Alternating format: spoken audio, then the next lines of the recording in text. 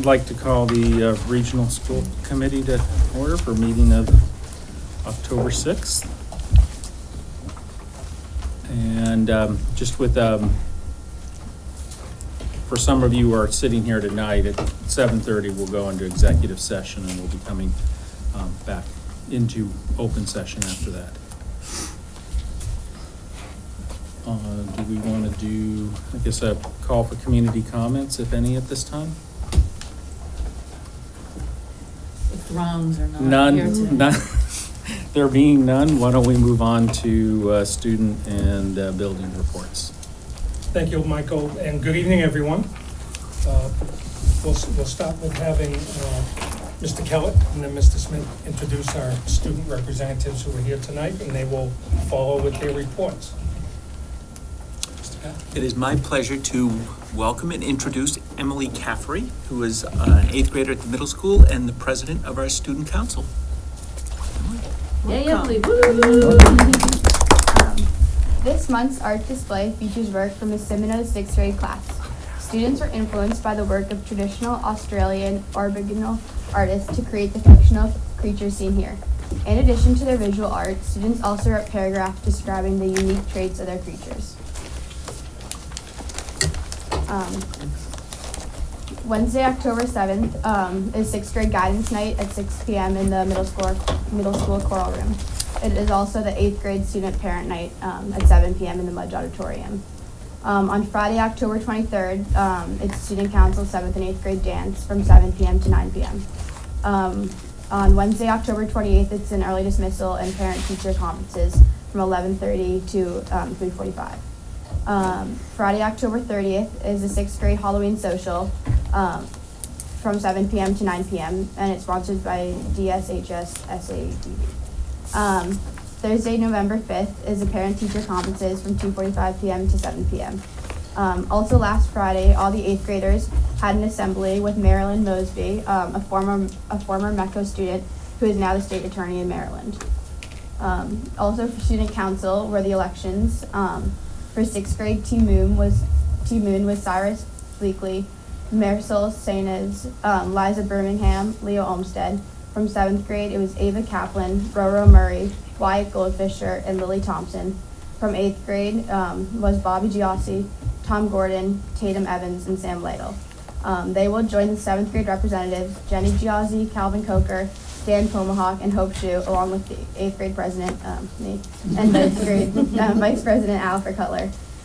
Also, at our last student council meeting, we elected Sam Lytle as our treasurer and Tatum Evans as secretary. Well done. Great. Thank you. Did you get to go to the Maryland Mosby? Yes. How did she do? She did well. I just want to reiterate for those of you who don't know, she is the DA, I guess, who brought charges in the Baltimore case. And I wish I'd known she was coming because I would have gone, because she's a very, very impressive person. And we're proud that she's a graduate. We're glad you were there. Thank you. Mr. Kellett, do you have anything else to add? I can follow up on them. Both Friday was an incredible day here at the middle school and throughout the district with the alumni arts folks that came and presented. They were outstanding. Darren Buck and Kathy Simino and Janice Berry put together a fabulous program. And then during our H block, our 8th graders and one of the teams from the 7th grade, the other team had made a commitment, went and listened to Marilyn Mosby, who was just phenomenal, in my opinion, and the feedback from the staff and the kids that I've spoken to. It was just talented. And she was asked a question about that case, and she handled it eloquently, saying she couldn't comment on it, but that regardless of what a person was, whether they were law enforcement or a government official or a citizen, if they do something wrong, then they're going to pursue them, and that's her job. And she talked about what inspired her to get into law, and it was just amazing. And her experiences here. So it was a special day. And how those experiences prepared her for where she is today at 35 years old, the youngest state's attorney, She's just an amazing woman, and really just to use what you get here as for an education and follow your dreams. Truly what she was about. At the time, when she was a student here, Monique Marshall-Veal was her mentor and had a lot of influence on her. Yes. So, That's great. very special day. It was. Other than that, the opening of the middle school has been fantastic. Just smooth, and we're very grateful, and we appreciate all the support that you give us. Thank you. My turn, yes. Mr. Lee, Mr. McCall, it's my pleasure, and members of the Regional School Committee, my pleasure to introduce Dana Rice. Dana is a member of our Student Council, is an active member in our athletic program, and is, of course, an outstanding student. And I will embarrass Dana a little bit by telling you what a good person she is, too, by relaying a little quick story about Dana. Last winter, as we all recall, we had an awful lot of snow, and our plant facilities people were working, in many cases, overtime, many cases taking care of the schools even prior to getting back to their own homes and their own driveways. Dana took it upon herself to make cards for each of the custodians and the plant facilities people, delivered it to them, and Dean Bogan, our head custodian, said it was probably the nicest gesture he has ever experienced since he's been here at DS, and that was all done by Ms. Rice, so very nice. And We were all very- we heard the story, but we didn't know who the person was. Yes, So it we is. wanted to know it's you. I was very touched, and Mr. Bogan was really touched too, so it just was really a nice touch by a very classy individual. So without further ado, Dana Rice. All right, so for the past month, I think the high school has really settled in, and the biggest event for the past month was homecoming. So this year, since Mr. Parcells is new, he really wanted to have a strong focus on that. So on Friday and Saturday, all of the sports teams had a game except for golf, but they were recognized at the football game on Friday night. So instead of it just being a sports event, we also had the jazz band and a cappella play, so it wasn't just on sports, they brought arts together. And then on Saturday night, there was a homecoming dance, which was a Mardi Gras theme, and there was roughly 370 people there who attended.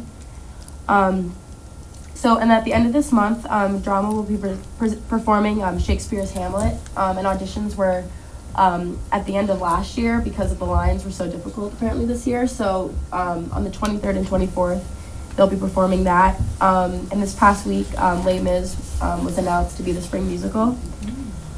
Just to highlight some sports records, so the football team is currently 4-0. And a few weeks ago, the boys cross-country team beat Medfield for the first time in just over 20 years. And then I know that there was a game that currently just happened, but as of this morning, the girls varsity soccer team and field hockey team were both 6-1-1. On October 12th, winter registration for sports will be open. And in addition, she touched upon this, but this past Friday, we had a big arts gathering. So a DS alumni whose careers are kind of unique and have to do with the arts, they were able to come and kind of show how these interesting hobbies can lend themselves to interesting careers. And Marilyn Mosby was also able to come, who is now, like she said, the state's attorney for Baltimore, and was able to give great insight, especially to the AP Gov class, who was able to hear her speak.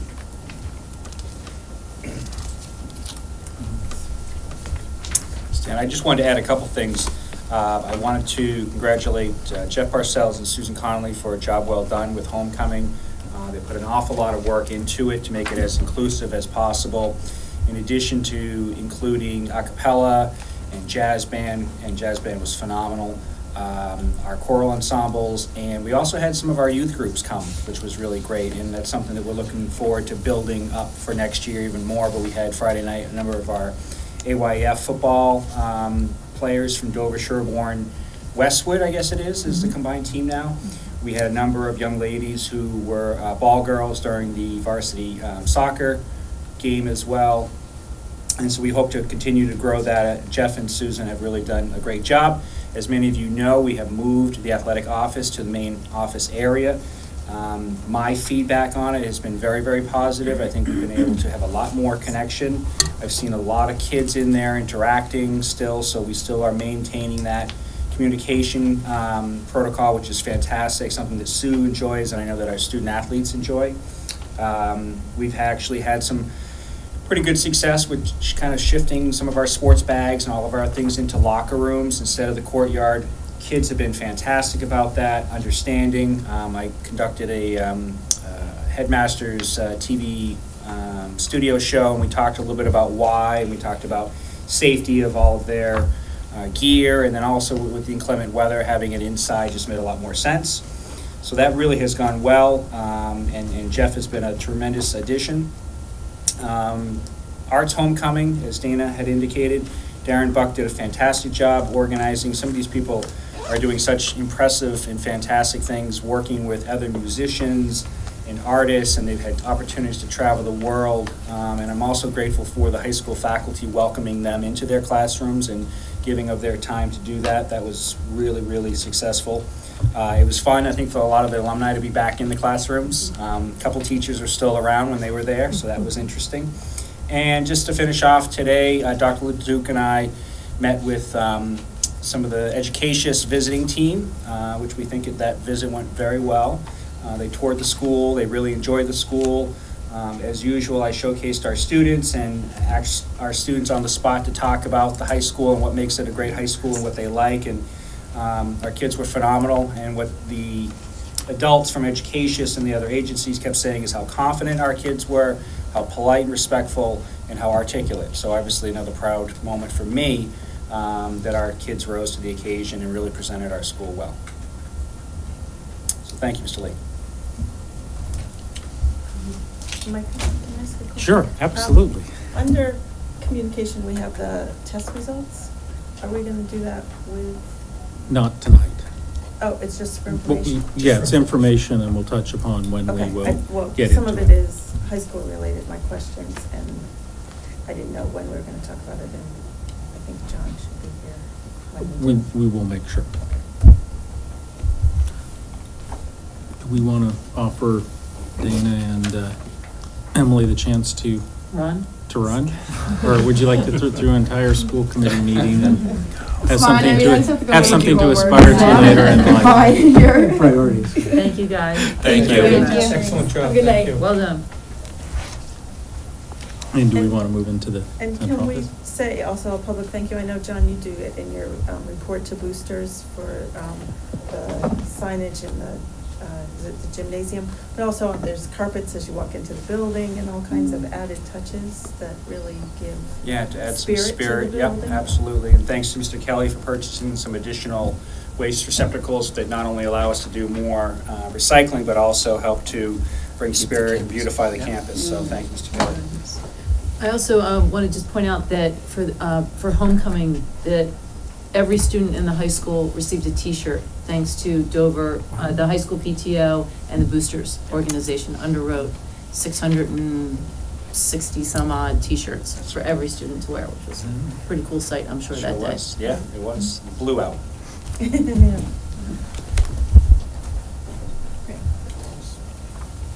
Over to the central office? Okay, thank you.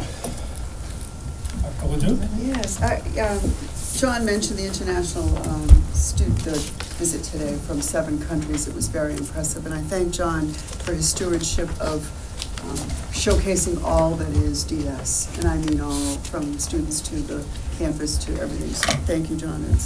It was great to be an observer of that, because the totality of everything that is here is just incredible, and the international visitors were impressed.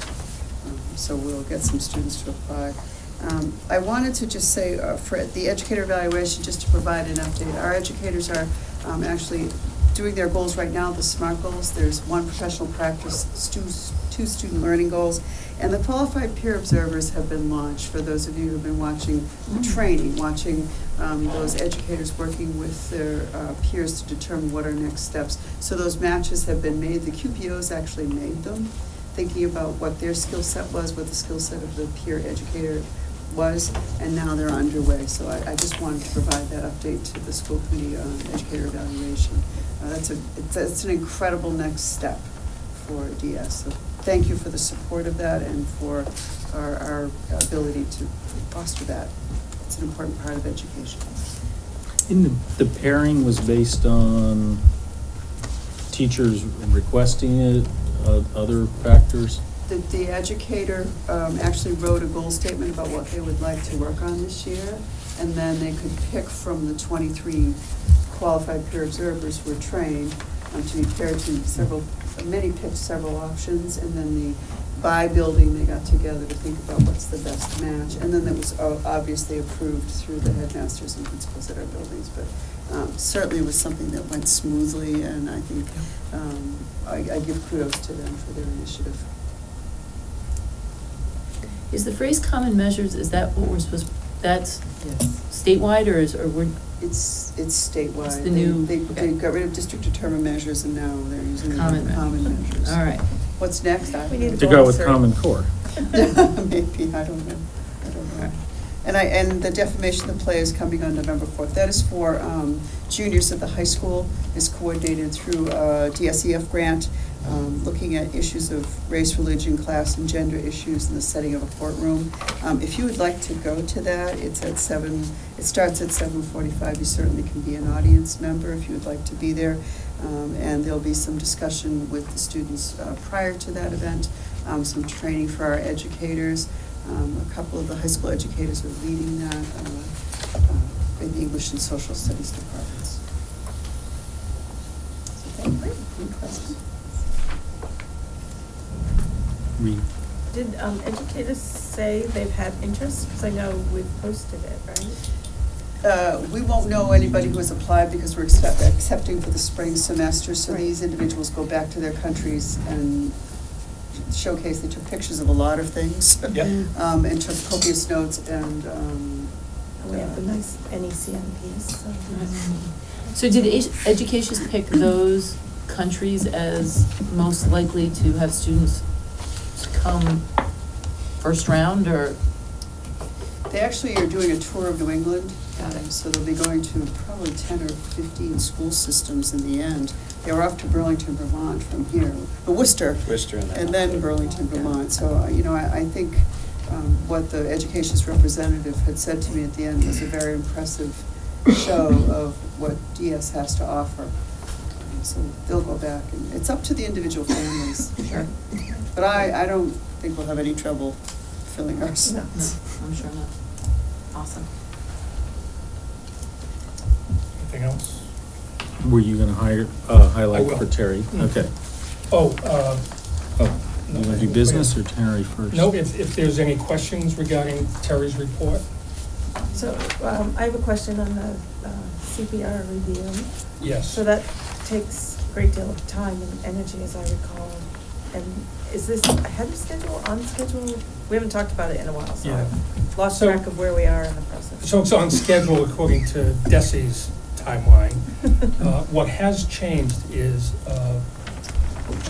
there's an electronic submission portion now. Dover-Sherborn and Dover-Sherborn participated in the electronic submission, I believe, for the mid-cycle report Right. from the last CPR. Yeah. And so this will be the first time that We do the the full whole- CPR. So that'll start sometime toward the end of January, it looks. Right? And we'll do some training. DC will provide us with some training on how to do that. We are discussing and looking at the issue of providing administrative assistance support for Terry. That was my question, because I know in the past it's taken a great deal of time, and I think, Karen, did we have Claire Jackson come back? Someone came back and helped us. I wasn't here, so Maybe, I yeah. don't know. So sometimes districts will hire a consultant to help them come in and help them process, help them with the process. Consultant doesn't generally do the work. Right. But Terry's been through this, and there's Yeah. enough experience where we don't believe we need to hire a consultant to help us with that. Right. And DESI has support and assistance certainly for this year through the electronic submission that they'll provide. Right. So we'll take advantage of that. But there are two issues in terms of support that are of concern. The first is, in general, administrative assistant support for the Director of Special Education region-wide. There is no such support in place right now. So we're really looking at how we can incrementally provide the support that she would need, frankly, on an ongoing basis. And we're looking at some different funding opportunities for that. But this year would be a good time to, again, incrementally establish that support, especially with this beginning of the CPR. So we'll be coming back with some recommendations on that in the next meeting or two. It's a lot of paperwork, as I recall, from the past, and then in preparation, and then at the time of the visit, which, we have special ed staff doing a lot of great things for a lot of kids, so I wouldn't hope that we're not taking time away from that. Yeah. Yep. Thank you. Thank you.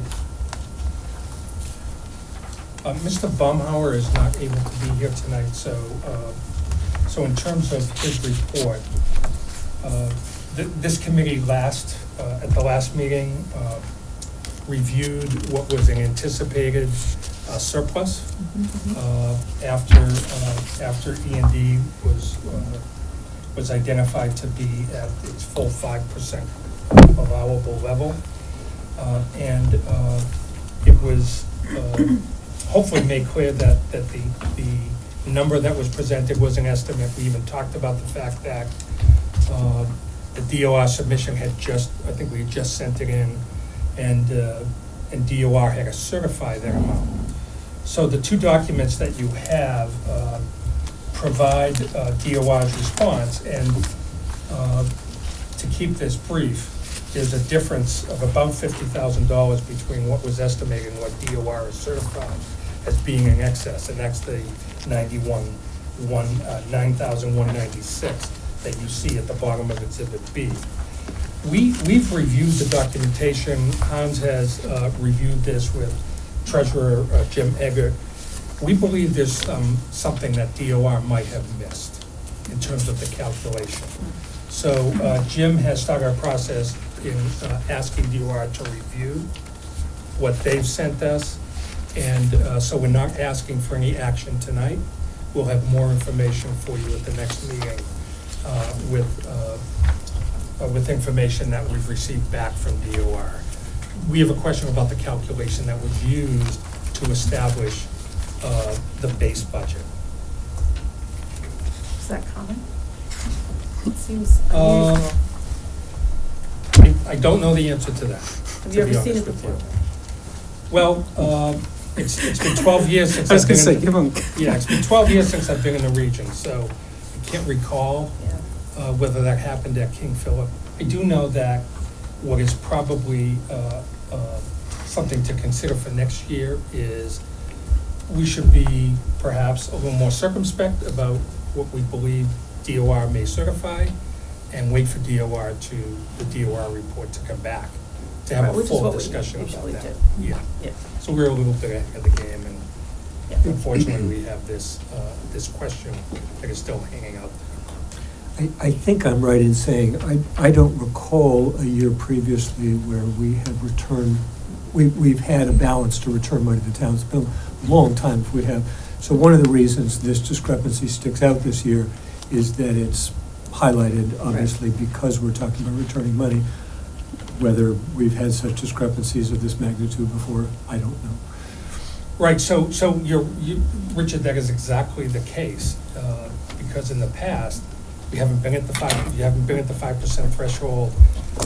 The paperwork's been submitted to DOR, they've responded back, and whatever that amount has percent. been, Then we look at our percentage. It just rolled into the E&D.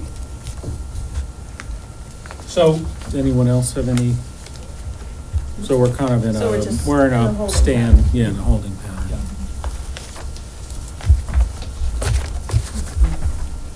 so it has become a bit of a process. Like Can't everything be. else, it seems. In terms of the interim superintendent's report, just want to. Sorry, Oh, I'm sorry, yeah. Sorry. Our financial report, I said to Michael today, we don't have any status of appropriations or our normal monthly financial report. Right. And was that on purpose, or we Well, don't meet again we- until December, we- and So we're, that's our so we thing, have been, finances. we have been bouncing ideas around. One of the things that Dane and I had requested Hans to look at was more of a quarterly reporting cycle, but one that was more substantive in terms of what we were receiving. So, But so in. we, as a six, haven't Can I discussed that, finish? Michael, yeah. Okay, so then, when we met on the second in prep for this, or no, even before that, end of September, that got missed in the focus of talking about healthcare. Even then, I would not necessarily have expected Hans to be able to have a report together on October 2nd for a quarterly outlook. So Bill and Hans have been discussing that, and what I'm proposing is that we distribute the package with our October joint meeting package. And if there are any questions or need to immediately discuss, then we can tee up something on that October meeting date. If not, we can have a discussion of what was in the package in December, but at least proceed with the fiduciary responsibility of making sure we're reviewing financial numbers in a periodic and timely manner. Well, the year started in July, it's October. So July, We haven't August, seen September, if you were to what do we a, usually yeah, if you were to do do. a quarterly, I think, I would like to hear everybody else's thoughts on monthly reporting, and, because we haven't discussed it, right? We are making a change, and I mean, I kind of feel like though it's like enrollment numbers, unless something significantly changes. I personally am good with streamlining a bit and not necessarily getting paper every month unless there's a reason. You know, I feel like, well, I don't need to say much more about it, but unless there's dramatic changes, I'm actually in support of what you guys have proposed, that we go to quarterly unless there's a reason to get it monthly. I think that the rationale is to not just be quarterly, but have it be more analytical and more depth to it. That, because it felt like we get a list of either black numbers or red numbers, and we all kind of go, whoa, why is that red number there? And we seem to talk about the same big variances every time. So I think the question to Bill and Hans was, have they seen in their experience something richer in terms of financial reporting that would help us do our jobs better? And we haven't gotten to that yet. And as you talk, Dana, to me, it's not even quarterly, so you may look at it and say, well, there's 5 times a year or something, because, you know, you want to, when you open the books and then payroll goes through and we can see what salary variances look like, and there's a certain time at the beginning of the year where that looks. And then sometime in the middle of the winter, if it's a bad winter, we go, oh, what are we doing on utilities? Or there's certain flags in that analysis, I suppose, if someone were to look back. And they may not fall out quarterly, they may fall out in a different pattern. I think if there's anything that Hans or Bill saw that was outside of a quarterly reporting cycle, then I think it would be incumbent on them to just add it to his monthly report. But I think the schedule's in their own right, at least to be early on in the year. I just didn't feel like there was much substance to it, but I agree that not doing anything until December is not appropriate either. Right. So I'm in complete agreement with that, and it's just an oversight of getting focused on another issue. That never happens around here, and then a few other things kind of get lost in the. Yeah, I'm comfortable with that. I mean, I like the way that you explained it, Dana. That was helpful. Richard, you've seen your number of Well, financial reports. Yes, and glazed over on every single one of them. And, you know, and that's part of the issue, and I think, you know, what you described sounds better. I do think as a process, it would have been a good idea to run this up the flagpole at a meeting before the decision was made, but obviously all these things are dynamic, and I'm happy to see it evolve in the way that it's evolving. Out of curiosity, what's the plan for the local school committees in this monthly meeting cycle? So So let me address it this way. Notwithstanding the fact that fiscal responsibility is a very important oversight that you have as members, what I would ask you is, in this case, to be just a little patient. It's been to use Richard's word, where the dynamic in starting this year has been different. There's a couple of new faces, well, there's more than 2 new faces in the business office, so there's a lot going on. Hans and I have been talking about this. We take that responsibility very seriously.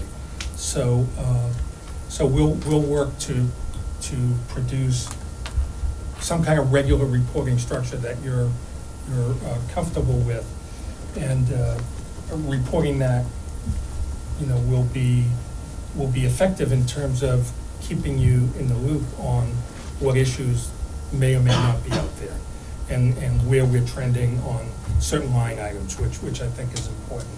So we'll be doing that same thing with the Sherborn and Dover school committees as well. The one dynamic that's a little different for the 2 of us, for Hans and I, is the meeting schedule that we have. So we're really trying hard to get into a routine, if you will, on making sure that regular agenda items are lined up, so that we can be very efficient with how we're reporting out on those. So we're working on that. I would ask you to be a little patient with us, but we'll make it work.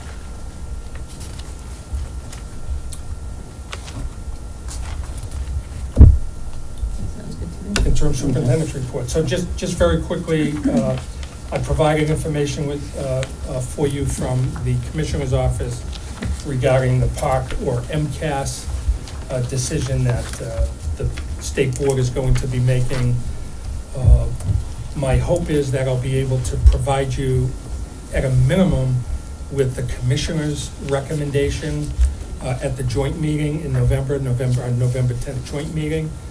The Board will be making a decision about a week after the joint meeting. So we'll be bringing all that information back to you in December at our meeting after that, and that schedule was laid out. So I think for us at the region, certainly, if it's PARC, if it's a decision on PARC that's made, it doesn't impact the region, because PARC will be implemented first over a 3-year period at grades 3 to 8.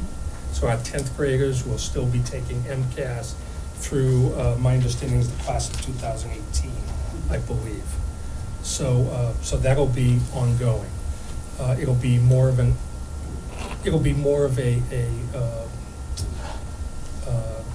topic of discussion at the 2 elementary districts if the decision is to implement PARC in the spring. I would tell you that from what I've observed up to this point, we'll be able to do that and implement that with I'm sure the same trepidation and some new processes that we'll have to work through like every other district. But I'm not seeing that. I'm not seeing the implementation of it as a real issue. Philosophically, there are certainly lots of philosophical issues out there. So, in terms of, I just wanted to, in my report, So, Bill, can I ask one question on Yeah. that? I know that I've seen on some of the listservs that some towns have actually come out either more vehemently opposed or supportive of PARC in advance of the commissioner's ruling. And there is a hearing, right?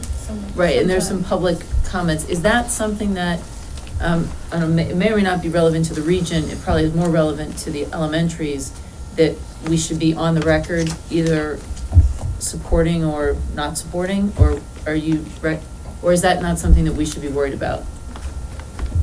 I think PARC, if the state goes to PARC, the region will be impacted a few years down the road.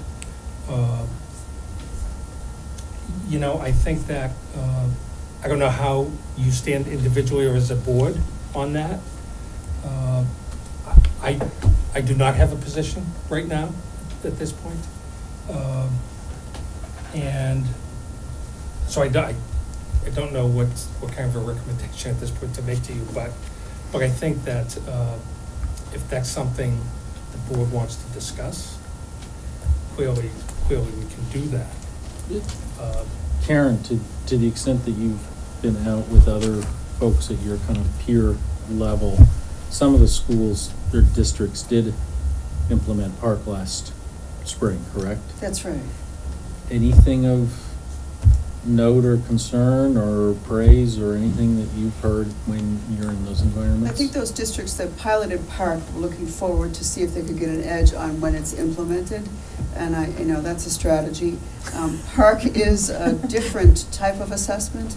It synthesizes more information for kids to then do an output, but I'm not concerned that that's going to be an issue for our students. Most of the feedback was the fact that the tests are online and some districts weren't ready.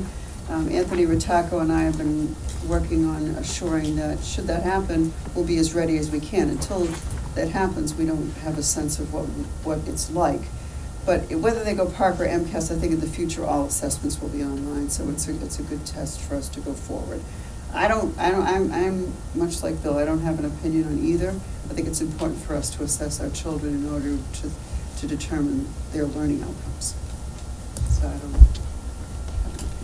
opinion. It's clear to me that whether if it's not Park, MCAS will change, Right. Mm-hmm. the type Right. of test will change, Right.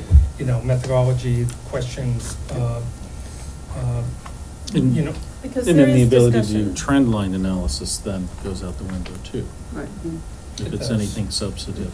I guess the only thing that I find for a period of time. I find disconcerting that they're gonna make a decision on a test where the outcomes from last spring haven't even been published yet. Right. That's what, That is the most With the outcomes disheartening what? comment. they haven't even been published The yet, so Park none of the results Park won't be outcomes. published when they vote. Right, so they're gonna Park vote or MCAS. before the spring outcomes are, so, that's the only thing, that's just a It's just philosophical disingenuous. point, Yeah. not, Personally. No, it's not. It's just a basic accountability point. It's a stupid if you're gonna have a idea. test to measure accountability, whatever. It should be I'm not- accountable. Okay, Anyway, I think we beat this one too. Right, okay. we'll talk for a long time. Did anyone look at the report about assessments in general that was published on the 22nd? And is that a worthwhile thing for us to review on our own time? No, I actually haven't looked at that yet. I have not. Okay. Now that you mention Which one, it. Michael? It's under the September 22nd Right. bullet point. What page? This is the DESI memo. So I read a memo Oh, more I'm thoroughly sorry. than you, Claire? Wow. Oh. Well done, Chair. There was something on the listserv, Yeah. all about that, Michael. Right. So, okay, so maybe we can have if there is anything of substance in that might be useful to include into one of our joint sessions down the road. Just kudos for the necking piece, that's been out there, and I want to congratulate John and his staff. John really did a great job organizing that. And in your packet is just some information on some follow-up items from last spring, and going through the minute meetings. I noted that there are some follow-up items, so we're trying to provide you the information with that. I appreciate that. In fact, I'd forgotten about the survey, and it's Right. good to know that we don't have an issue of contention, whatever the final property line is. Right. I don't really remember the consequence, though, of that. Is it simply Less that teacher parking. we lost some parking spaces, right? Yes. Okay. And so And can then- we now use the smaller space that we have for parallel parking rather than front-end parking? Is that? Yep, They are that's using pretty much it. what we're doing. And do we need pavement there? Do we need something other than yellow lines and holes in the ground? So, there's a little more work to be done here. The engineering company that did the survey work, I met with the principal of that company last Friday. It took us quite a while to get the report. That's the first time we received the survey report. It turned out to be a very convoluted process to get that drawing, and there are some easement questions that are out there. The sliver, the elbow that you see on that drawing is actually, it's called Parcel 1 on the Dover assessor map. And according to the Dover assessment, that parcel is actually owned by NSTAR. There's a 1968 document. It's an easement document that the Regional School Committee in 1968 provided. At that time, it was Worcester Gas and something, an easement to use that parcel. There's still a question as to whether NSTAR actually is the owner or whether it reverted back to the district. So there's still some work to be done there. I don't think it impacts how we're using that land right now. But you'll notice that, and I think at another meeting, I'd like to spend some time to just go through the survey plan in a little more detail, just so you can get some reference points as to what that drawing actually means in reference to, for example, where the drive is. Oh, right, okay. And a good portion of that elbow actually is the driveway going into the site. And we were encroaching on the boundary point between parcel 1 and lot 3. Correct. Yep. That's absolutely right. And then FEMA, there's, all the paperwork has been submitted. There was an opportunity to perhaps get some reimbursement. We were able to determine through the application process, and FEMA has accepted the application, that a little more than $13,000 was eligible for reimbursement. If full funding of all the claims, there were over $170 million in claims submitted, we would be eligible for up to 75%. At this point, it looks like only $1 million has been released for funding. So I'll keep you posted. We'll put that in the accounts receivable fund. Yeah, we may get money, we may not. And that We will get a doesn't special impact report. our free cash number. It does not. So, back to the parcel just a little bit. Does that do anything with snow plowing and issues for parking for the winter?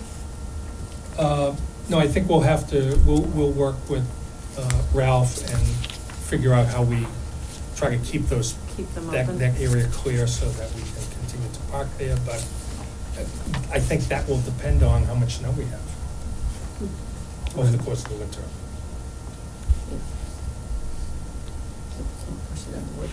And we have, I know. Now I understand your point, Yeah. in Right, fact, because right, yeah. because you Can't can't. wait, they, yeah, I think right, used to right. just go Right. into Can't the push woods. that somebody My else. sense, and we would have to clear this with Mr. Kelly, would be we may use that little dirt road that goes in front of the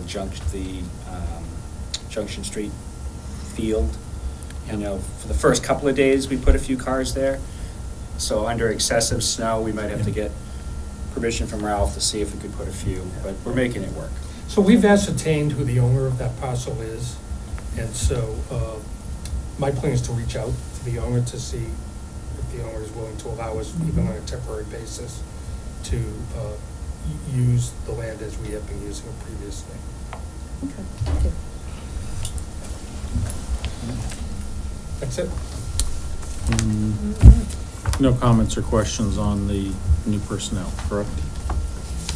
I'm glad we have That them. was. Thank you again, very much. yeah. Yep, thank you. That's great. Do we want to try to get through the technical supplements? Yeah, let's move on to the technology plan. You or Karen? Karen. So you have before you the middle school technology plan supplement and the high school technology plan supplement. You've seen these documents before. You've seen the historical 2014-15 school year, our current year, action plan and budget items, and projecting out for 2016-2017. what our goals and objectives are, plus with the technology plan supplement. To know that Mr. Attacker, the Director of Technology, has a 5-year technology replacement cycle budget. So he knows 5 years out, so that's why we're able to easily think about that. I work collaboratively with Mr. Kellett and his team and Mr. Smith and his team in order to craft these documents with Mr. Attacco and Diane Papadopoulos, who is the K-12 Technology Integration Specialist.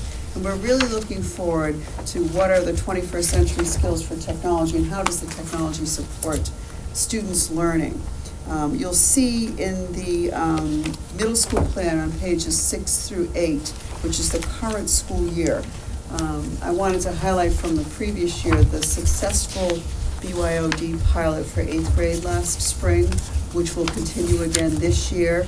And then looking forward, I don't want you to keep flipping to pages, but looking forward to this year to maybe doing some piloting and thinking and outreach and surveys of students and families for a 7th grade pilot. Not only was the 8th grade extremely successful, and Mr. Kellett can speak to this, but that the 7th grade educators and students were wondering, so when is it our turn? So I don't know if you can put any more context.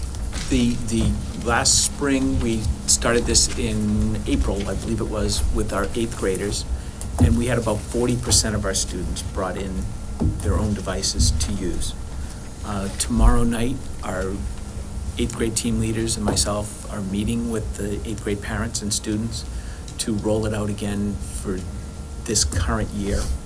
And we hope that the participation will be higher, the number of students bringing devices will be higher than the 40%. What that does is it frees up devices for other classrooms in other grades, which the teachers are chomping at the bit to have in their hands. And then next year, if we meet with success, we'd like to include the 7th grade in the fall as well. So you could see that the budgeted items for, which you'll find for 11, which is the impact for the budget for 2016-2017, looks at taking some of the desktops that we have and replacing those with laptops so our teachers can become more mobile. If Mr. Kellett would like to have a data meeting with educators around some of those common measures, he can sit in a team meeting and everybody can pull up their the data from that. Or if we'd like to showcase maybe a lesson that's happened using the integration of technology, they can do that within the time frame. So it's more mobile. Those desktops are still needed. We do need desktops because some of the software that's loaded on them is only functions better on a desktop. So they'll go into the library, they'll go into the some of the classrooms, things like that. So that's what's going to be happening here. We're also still going to replace a laptop cart. When Mr. Kellett says that these items are used all of the time, I think the fingerprints from one child go to the fingerprints of another child. So it's important for us to replace these Chromebooks, and Mr. Attacco has gotten favorable pricing at $260. So not only are we looking at to increase the BYOD so that students are bringing devices, but also to ensure that we're providing devices for someone who might forget it or doesn't have access to a family computer or tablet that they could bring into school. So we're looking at that. You see the Easy Teach board here. Some of them are aging out in the middle school, so we seek to replace 7 of those. And we're looking at what are the newer technologies so that you could actually be wireless and still interact with the boards. So that's why they're called interactive displays now and not necessarily whiteboards. And we're going to continue to look at that infrastructure improvements here at the middle school. So you can see the $42,000, $780 price tag for all of those things gets us to where we need to be. Not forgetting that what's happening in the classroom is robust when it comes to technology integration. And for those of you who have middle school students, there are numerous examples of that both Mr. Kellett and I can share, but I don't think we need to take the time now. So that's the middle school plan.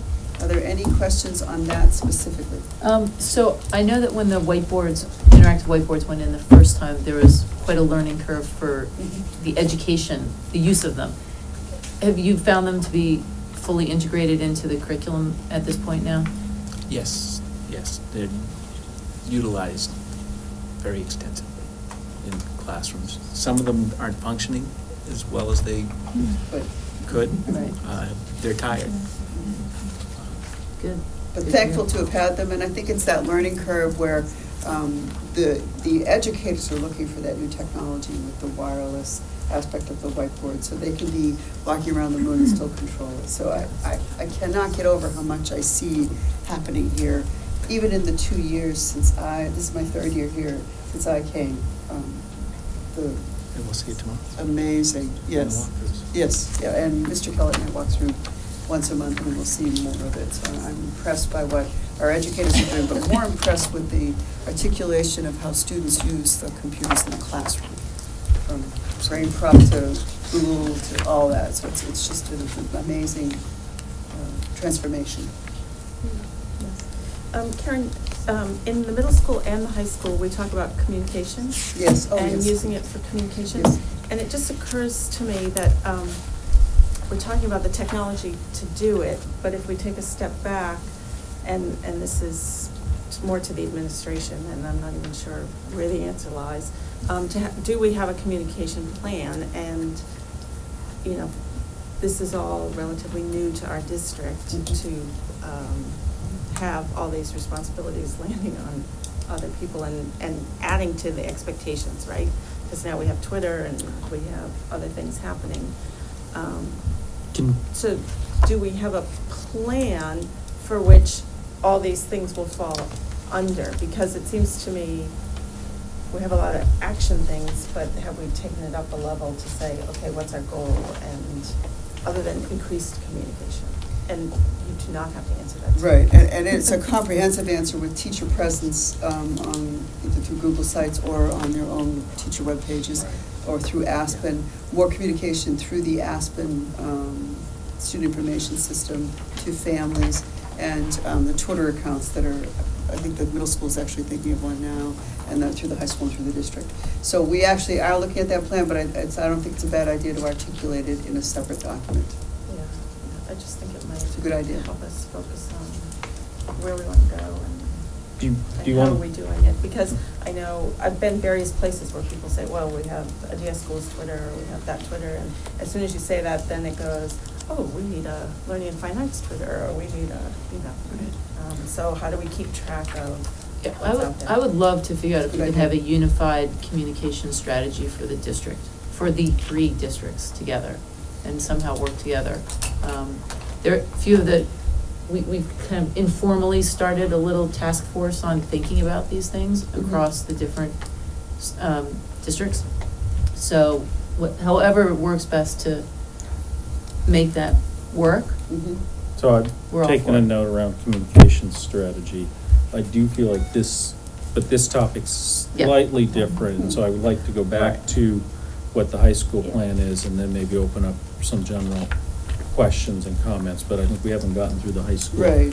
plan. So why don't we do that first, and then bring it back to questions more specific to technology in the classroom. To the extent that spills over to outside communication, great, but I don't want to hear more of the academic.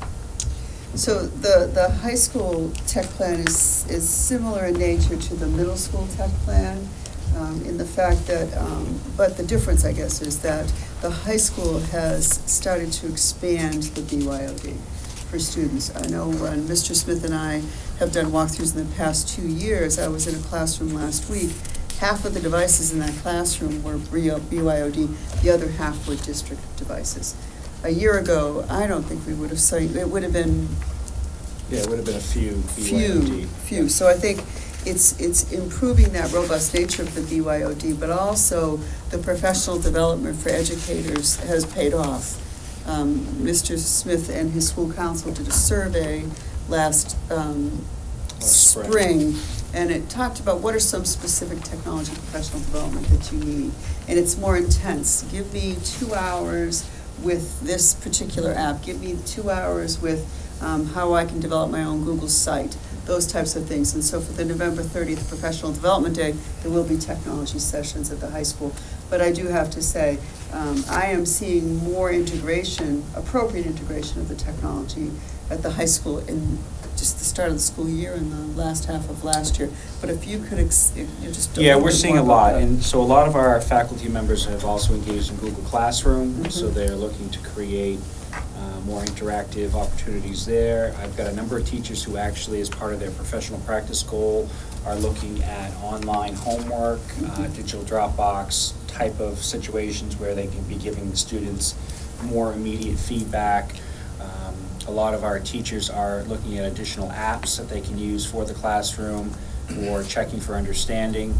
The focus of our supervision and evaluation for Ann and I believe Scott and Brian, is warm-ups and closures in teaching activities. So all, we have a unified front in terms of that. So a lot of our teachers are also gauging some of their goals around student engagement and how can you effectively use technology in that manner. So could be digital exit tickets where students are giving feedback on a particular set of problems or a concept that was taught within that class.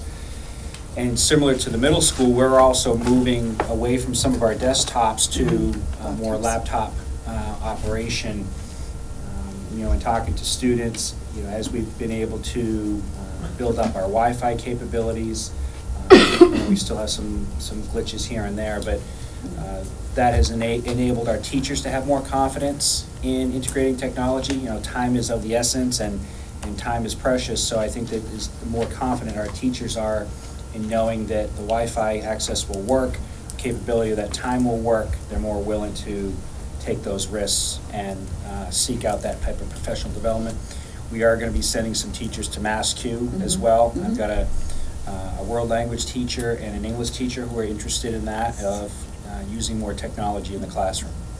And I also want to just assure the security of the BYOD devices as they come into the district. We have a software called AirWatch, and students cannot access the internet without authenticating through AirWatch.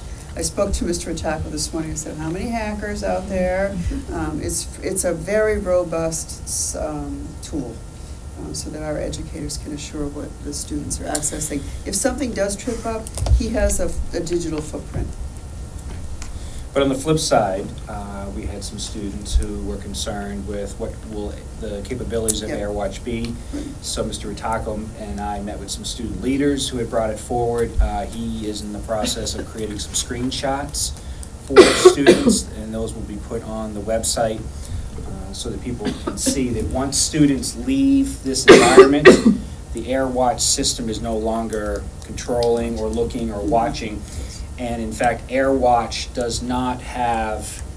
can determine if students have tried to access websites that they should not have, but it's not tracking immediately what they are working on. It can't see their word processing working.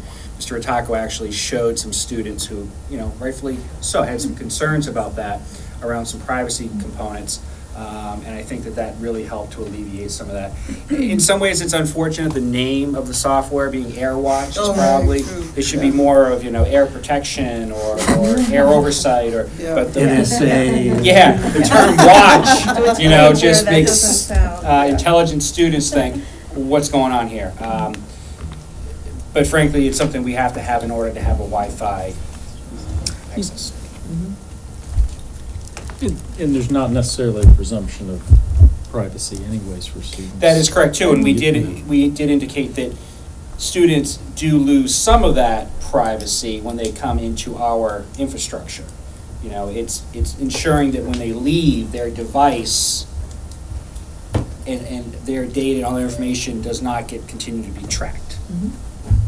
Two things, we can't do that, and Mr. Ritako and his department are not nearly large enough to even think about doing that. Right. And they don't want to do that. And they don't want to do that. Thank you. Thank you for that clarification. So, do we have questions at this point on? I just have a budget question. So each of the numbers that we've been presented with here, these are something close to them are going to show up in our in the FY17 budget request? Yes. Okay. And I only ask this because now I'm titularly at least involved in capital. Why are these capital requests? I mean, is there some reasonable distinction between these and everything else? Because they're replacement. Sorry. Because it's replacement. Is my Well- It's in the operating budget. Yeah, so it's in the operating budget. Is that I don't know offline what discussion our, between you guys? well, no, I think it's what is our capital policy? Sounds like. In Dover, it is, for Dover School It's Committee, it capital. is capital, correct? Not all of it. I think the capital budget committee in Dover is looking at updating some of its guidelines for all of the departments, so, and committees. So, we have a document that we've just received that we'll be talking about in finance and the warrant committee at our meeting this week or in a few weeks. So there's some new stuff coming that is under discussion.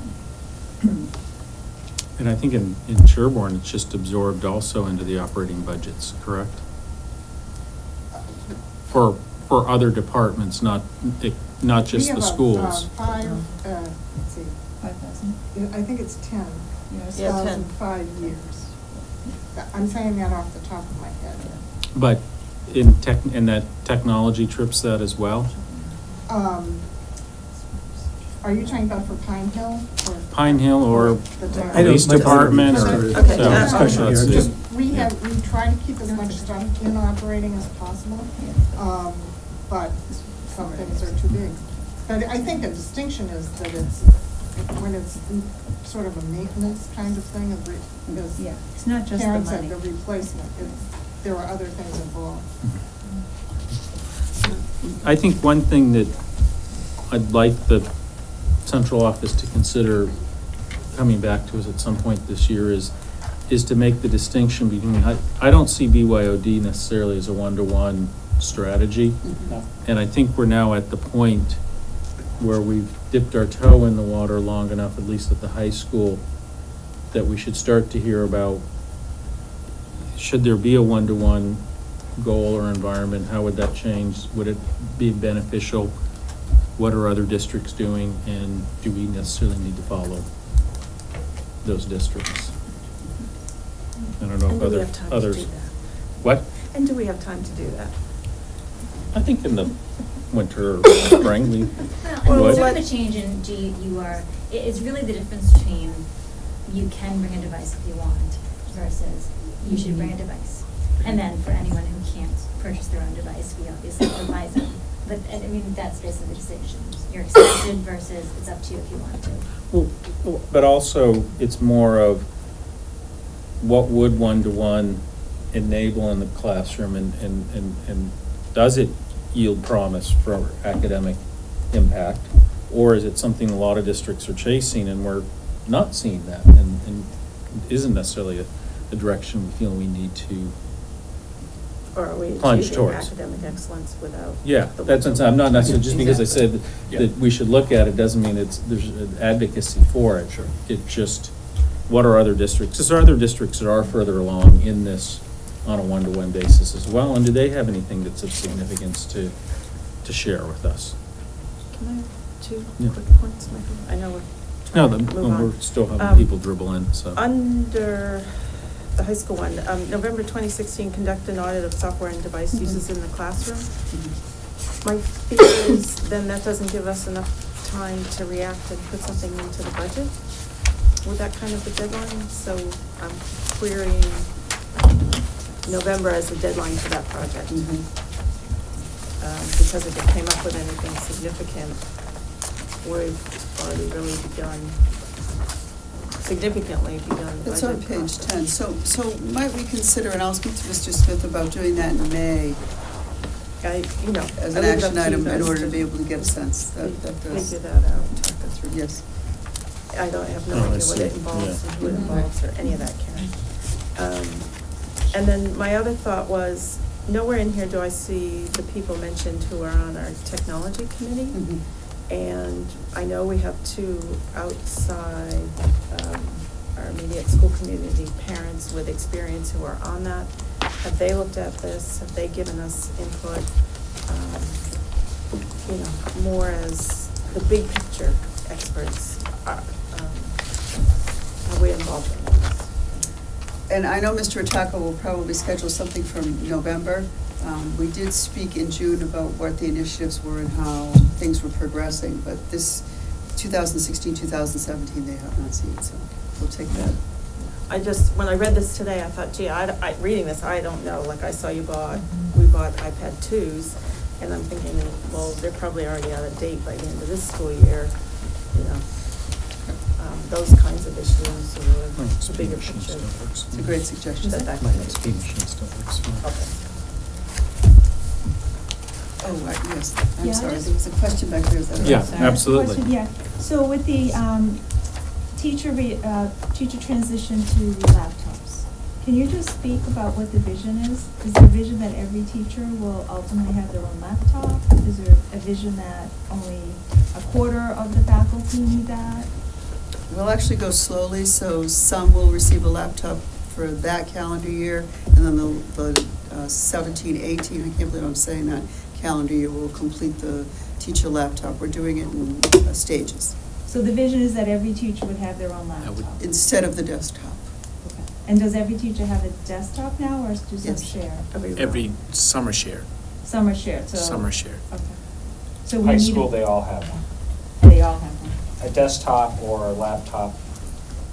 So the vision is the teacher would have their own laptop, a laptop, and they could take it with them when they change classrooms, and they could put it in the docking station in the classroom. Correct. Or they could bring it to a meeting, Yes, and all their Correct. materials would still be stored on the server? that's Yeah. correct. Not on the laptop? That's correct. Oh, thank you. Sounds like a plan. So are we feel comfortable, we've covered the technology supplement? Because at this point, we will need to poll to go into executive session with the intent to reconvene in regular session after our executive session is over. Michael, do you have an approximate time length for this session? And You are the third person to ask me that. The I only think reason I you sort of asked have is to And say. Ralph is here and presumably here to talk about the capital Yeah, plan. and I know I- delaying is not a good idea, but it just. Yeah. No, I think we committed to others who've come that we'd start this at 7:30. Okay. So can we poll to go in? Aye. Aye. Okay. We are requesting that both financial committee members and school committees from Dover and Sherborn participate as any board of selectmen. If you're not in that group, we're going to request a brief hiatus. So we'll move on to enrollment and class size reports, Did you want to do the capital plan? Capital or plan. capital plan. Oh, It would be I great checked off. if you could do that next. Sorry. Sorry, I didn't mean to skip. special I reason, checked, Kathy? I had too big a check mark and I hit 4 and 5 all at once. So I'm gonna Shall hand I? it off to our Absolutely. capital subcommittee, which Yeah. is so great to be able to hand off to somebody else. Well, this is exciting.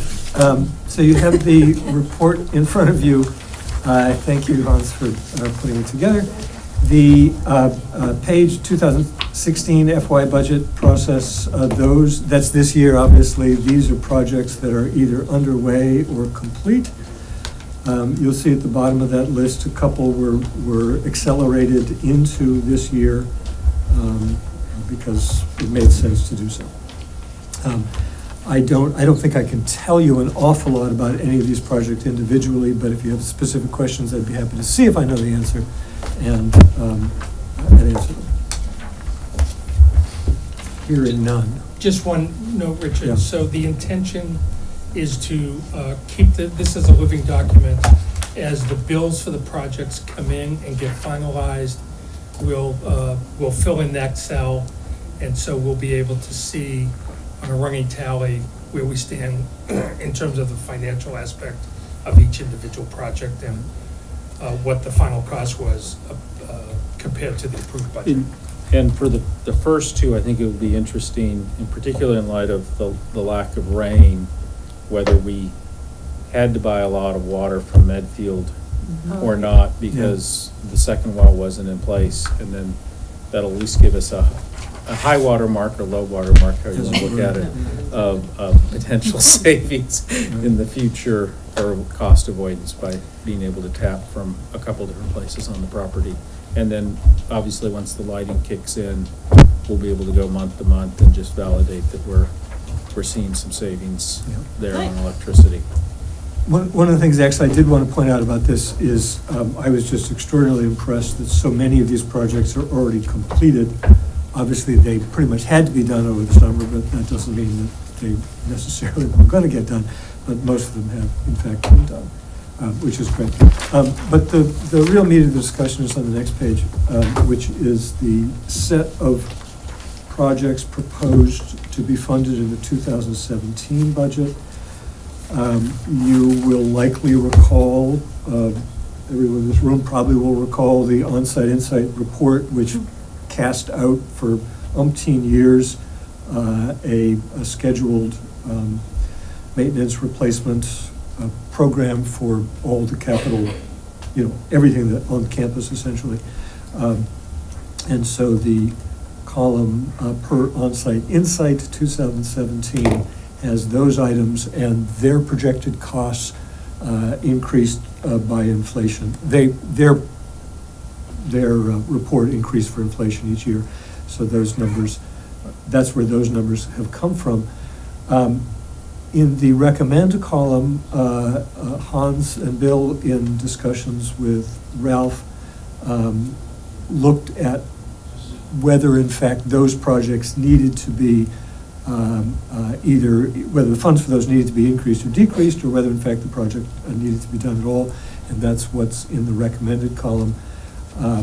Again, I know some of this well. I know a little bit about each of these, but there's also, I think, probably more information in the comment column for the reasons for each one. But there are a couple things I wanted to bring to attention because they actually need our discussion.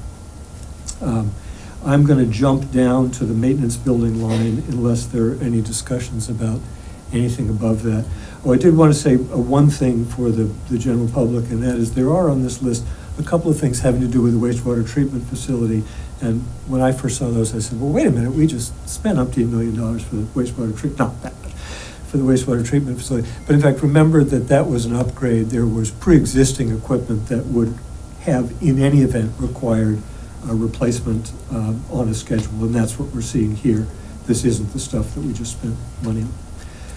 The maintenance building, which is... Yeah. So on the elevator, they originally thought it may need as much as $60,000 of refurbishment, but at this state of the game, it's much less.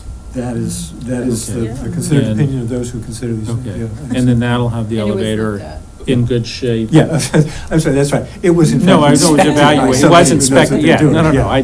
That I asked Ralph to do last year when I was in your right. guys' shoes.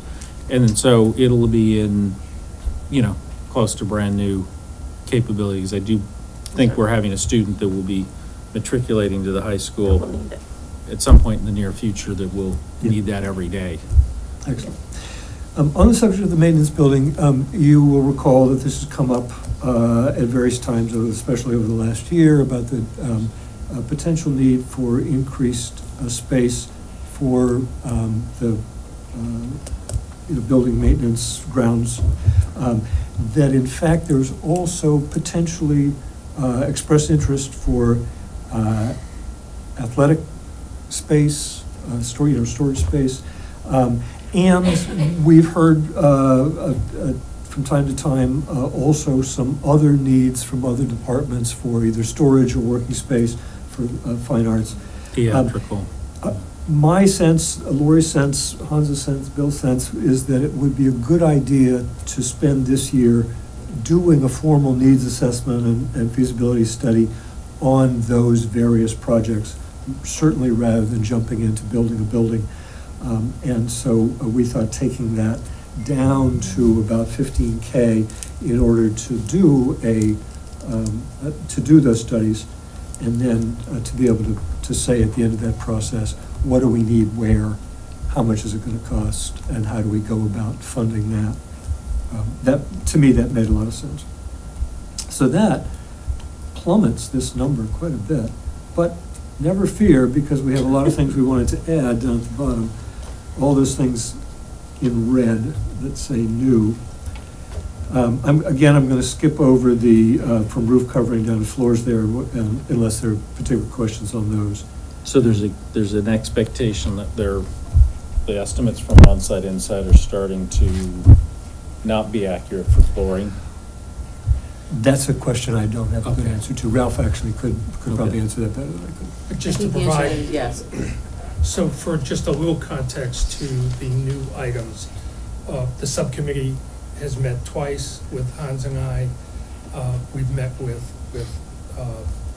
Mr. Kelly, but also Hans met with the middle school administrative staff, the high school administrative staff, the athletic director, for additional input to both review the status of the on-site, in-site report for 2017 and even looking out a few years, but also what has come up between 2012, when they were here doing that study, and now, 5 years, well, 3 years later now, but, so that's the Yes, genesis thank really you, yeah. of those new. Right, so taking these one by one, or the first two together, the fire alarm panels, these are just what they say, the fire alarm panels, and replacing them, the panels that are obsolete, no spare parts available.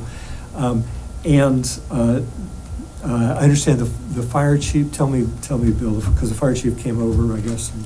So this is a frustrating item, given that at the middle school and high school, they're 11 and I was and gonna 12 ask, years they're only, old. Yeah. and that's obsolete. That was a Okay. concern. But the technology probably has changed. That's So- dramatic. So they're not broken, but. But you can't get parts. You can't get parts Yeah, for them no. if they break. The company has updated their series. They no longer manufacture replacement parts for this particular series. So we did ask Ralph to meet with the Dover Fire Chief to discuss this. Were there other options? And the Dover Fire Chief's response as a result of that conversation was he would place this as a high priority. Okay. Because the alternative is Right. if you have a fire alarm system, a panel that isn't working, you can't get parts, you can't fix it, then we have to pay for a fire watch while Right. school is in session, Right. and not in session, actually. Right, it's not the Pine Hill furnace where we went and got other parts from other Right. places.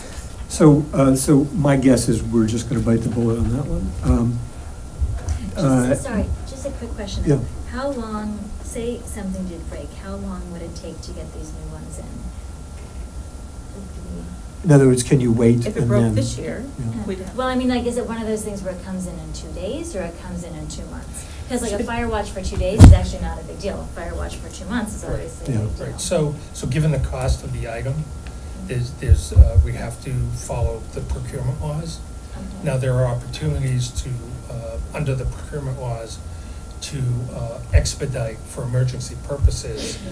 But given the cost, these would an RFP would have to be put together, they have to go out to bid, because they'd be over the $25,000 threshold. And that's a process that takes minimum 8 weeks, minimum. So is it reasonable to ask the fire chief whether he thinks that this should be a 2016 issue that we look at and not even put it off into the 2017 capital cycle? That's an interesting question, too. We didn't ask that, yeah. Right, I mean, And- Right. and you then raise a I'll- very good point, And, Michael. and to engage the Right. bidder enders out there. Right. If you can buy it Do off the you- shelf, then it breaks this year. Would that be a nutty thing for us to explore at this point? Guess it depends. But Yeah, if you have to ask the if we got guidance from the fire chief of Dover, that it would be his preference that we move on this sooner rather than later. You got 5% E&D. Well, Right, that's not, that's yeah, what that I- aside, but I don't want us to say we have 5% E&D and go down a path that No, is, but- we're not sensing comfort with our financial partners. I don't want to answer, I think you should definitely investigate it. Okay, Yes. that's what I'm saying, okay. Good. Absolutely, and- that's not to and- say we'll be on board, but Okay. want to hear the answer to the question. Fair enough. Okay, I so was you're gonna- I mean- comfortable with us at least putting that on a 2016 path? it would be For hard to evaluation. define a project more fitting for use of E&D Mhm. than the emergency replacement of a fire alarm system for which it's impossible to fix. Well, having a heater blown, But if you I can find tell you out that that escalates Yeah, very it's high on the zero. family priority list too. It's not there. Okay. The exterior doors, now this is an interesting one. Obviously, we've been talking about these doors for quite a while. These are all of the exterior doors in Lindquist, and the one below it, the high school gym, but we can consider them separately. And it's bloody expensive. They've been on the list for a while. We did defer them at one point. Well, Yeah, no, so what Michael, in fact, knows even better than I do. there is money allocated Right. for the doors. Correct. Oh, it's the frames. It's the Masonry. frames Right. that made us put the project on hold, and we gave you guys an update Yeah. back in May, though I was Yeah. traveling, but I think Yeah. Lori walked through. So whatever number goes into this sheet, I would adjust it Plus the to, masonry. Yes. we have money sitting there that's been pre-authorized, pre-vetted. Mhm. And so we should only be looking for we should no longer call it doors, we should call it the frames that the doors will sit in. Doors and framework. Well, it's the framework we now need to get money for. Theoretically, Do you we remember can how buy much the that was? I doors. think Bill wants to talk. No, So- I think, to be honest with you, I think that's more of semantics. The company that is on the state bid list, New England School Supply, came out. They looked at the situation and said, we can't, even if we had the money, Yeah. we can't replace the doors and put them into these frames. Right. It won't Okay. work. Yeah. So that's what that is. Right, so ultimately, if a decision was made to replace the entire structure, so the frame and the doors that are there, the estimate for the total cost is $108,000. So after this was published, we determined, we found out that there's about $28,000, it might be 27.8. Plus, there That was, has been, at least at the time that I spoke to Chris about this in April or May, there was money left over from other projects that had been completed that did not reach the authorized amount. So there is the possibility that there is some more. Since we've gone to the IMA process, we've been having the money fronted up front, rather than us go out to bond whatever the Right. net cost ended up being. so the bottom line So- is, if this went forward, the cost is $80,000 or less. Yeah. Depending on when. that My second question, and I haven't done a full inspection of these, but this came up at our meeting, is can we defer this for a year? And I would argue that's not such a terrible idea, just because the bottom line here of 432, it's a lot of money. And next year's, potential request is a much smaller amount of money. If in fact those doors really can serve us for another year, and we can put this into next year, I think we do two things. One is we avoid spending some money that we don't have to spend, and that's a good thing, at least for a year. But the other is to even out a little bit the annual request to the town. And frankly, I think that is a valuable thing, both fiscally for the towns and politically for town-region relations. I think it's a great concept, but what we don't know is the outcome of this space storage study. Right. So one way, the other way is let's hold off on pushing that out for a year until we know if fire alarm panels are gonna come into 16. And if you net, it's only 80 net for the doors, Yeah. we might still end up in a pretty level, In a level place. in that Yeah, three, so leave it there we for might now. still end up 100 less than this without moving the doors, once we answer those two other questions. So there's another consideration for the doors. I think that makes sense, Dana. However, what also is in play is the Educator report, Right. to a large degree, talked about the efficiencies and functionality of the kitchen space. And so, but more so talked about the need to develop certain guidelines.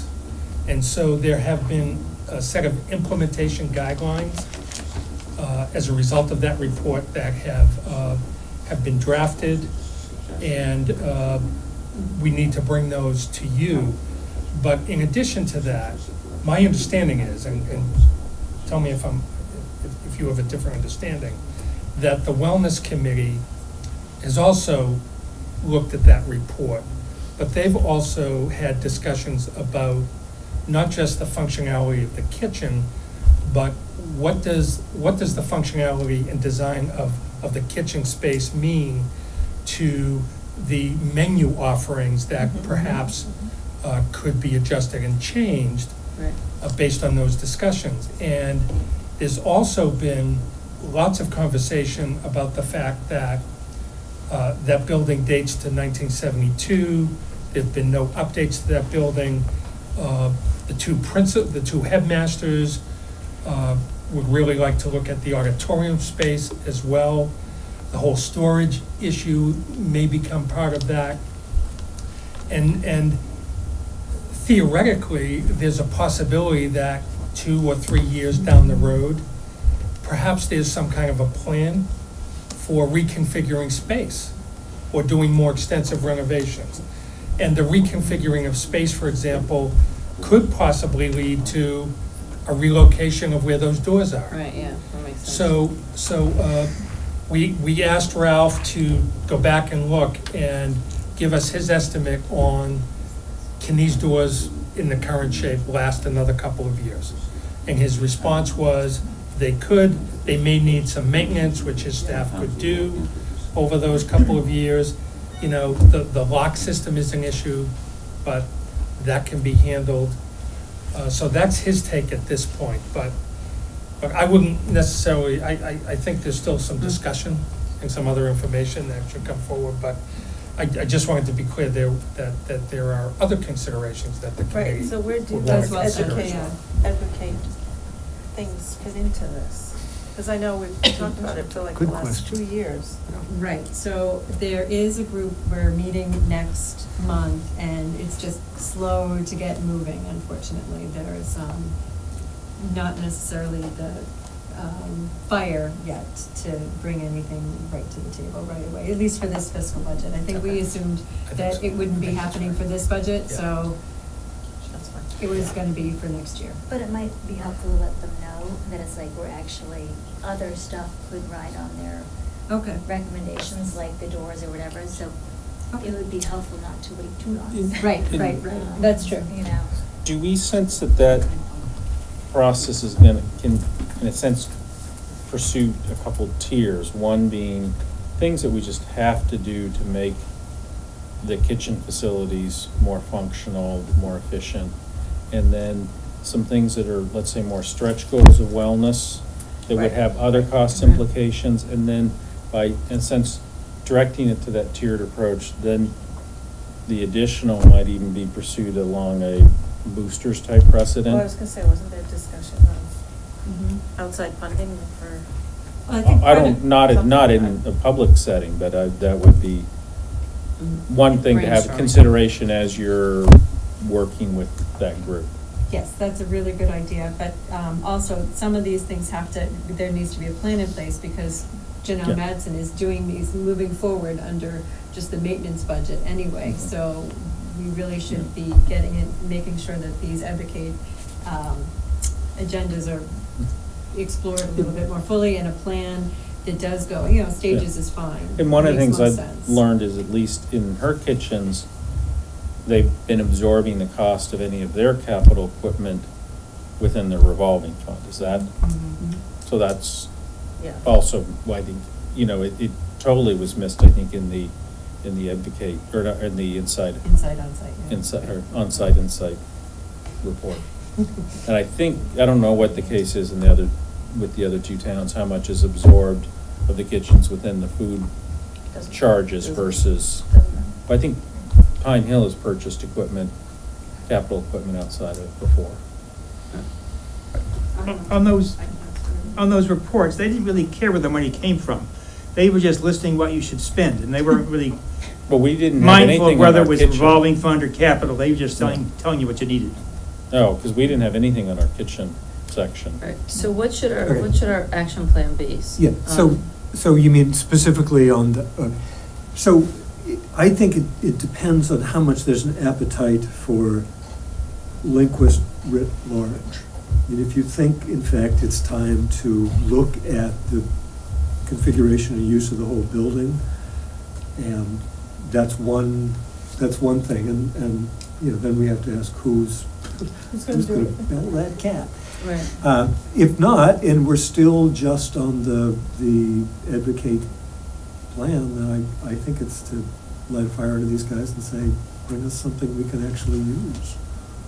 So to me, one of the items that favors at least looking at options for Lindquist is that it's one of the bottlenecks for any scheduling solution to coordinate the two buildings.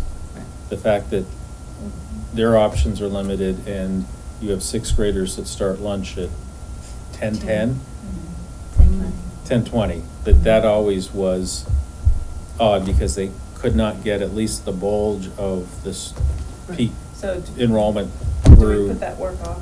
Or? So my suggestion is Think of this. the superintendent? Yeah, my suggestion is that our maintenance director is telling us that the doors can last Yep. another year. Let's do it. Let's get Yeah, it, let's- right, And I think we should put that Let's toss it off out. for another Yeah. year. yep, I think we can check on the status of the implementation guidelines from the Advocate report. There's a information there, and a number of items of which have already been started to work on. So we'll schedule a status report to this committee for one of the next couple of meetings. I think the Wellness Committee just needs to do their thing. But my sense is, there's a lot going on in this district. And it's okay, I think, in this case, to slow down the process a little bit. Let the Wellness Committee discuss this, get some sense of what other impacts there are, given the condition or how that space is used now at Lindquist, and come up with some kind of working document that perhaps sometime next spring can bring forward to the committee. And if it appears that there's some work to do around capital, that's the perfect time for the subcommittee then to look at that, and we'll be planning FY18 anyway.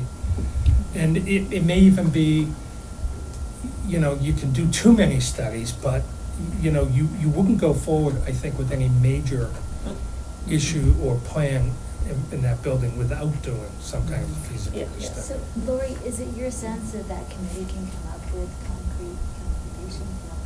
They can't come up with Lindquist, they can come up with just the Advocate, yes. Oh, they already know what they want. Yes, absolutely. Right, but I think But- administrators, I think the school administrators need to be Right, so involved in basically, I that. think you're right. Because I you're think they right. have some different thoughts, perhaps. Right, I think you're right. we need a Lindquist master plan, just like we need have a a Lindquist field master master plan. plan. Yeah. That's exactly right. And then so I think, I'm full agreement of deferring the doors and Good. having a smaller Okay. number this year. And would be anyway. helpful for, I hate to keep adding things for Hans to consider working on. When we have these last 2 years of capital items that have been paid for through the IMA process, what should we be doing with the residual, or for projects that were proposed but then have put on hold?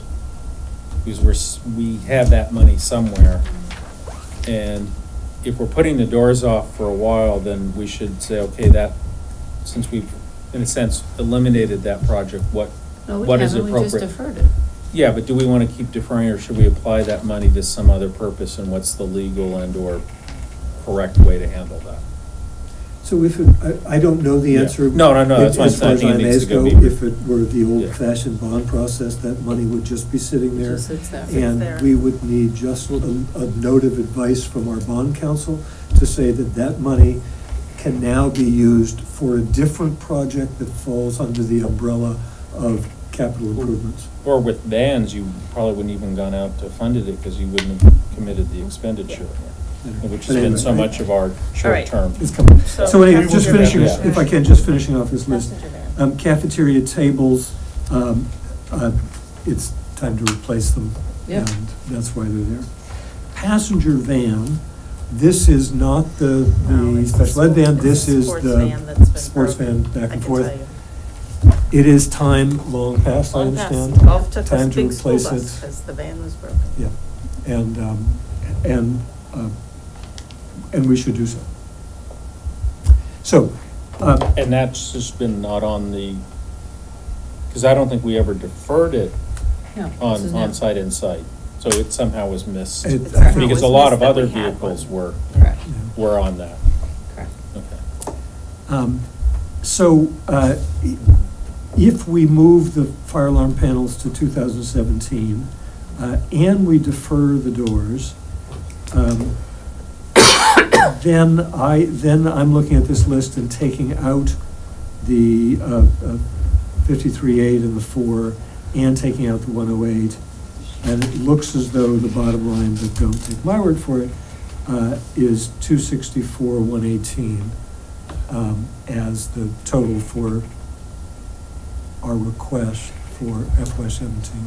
Easily if we pursued it for current period. So you're assuming For fire 16. alarm is, or alarm I is think we're 16? more comfortable leaving the fire panels in Okay. for 2017 at the moment. Yep. Knowing that, like we had last year, there were some things we would pull out if we didn't have all our ducks in a row by the time it really mattered.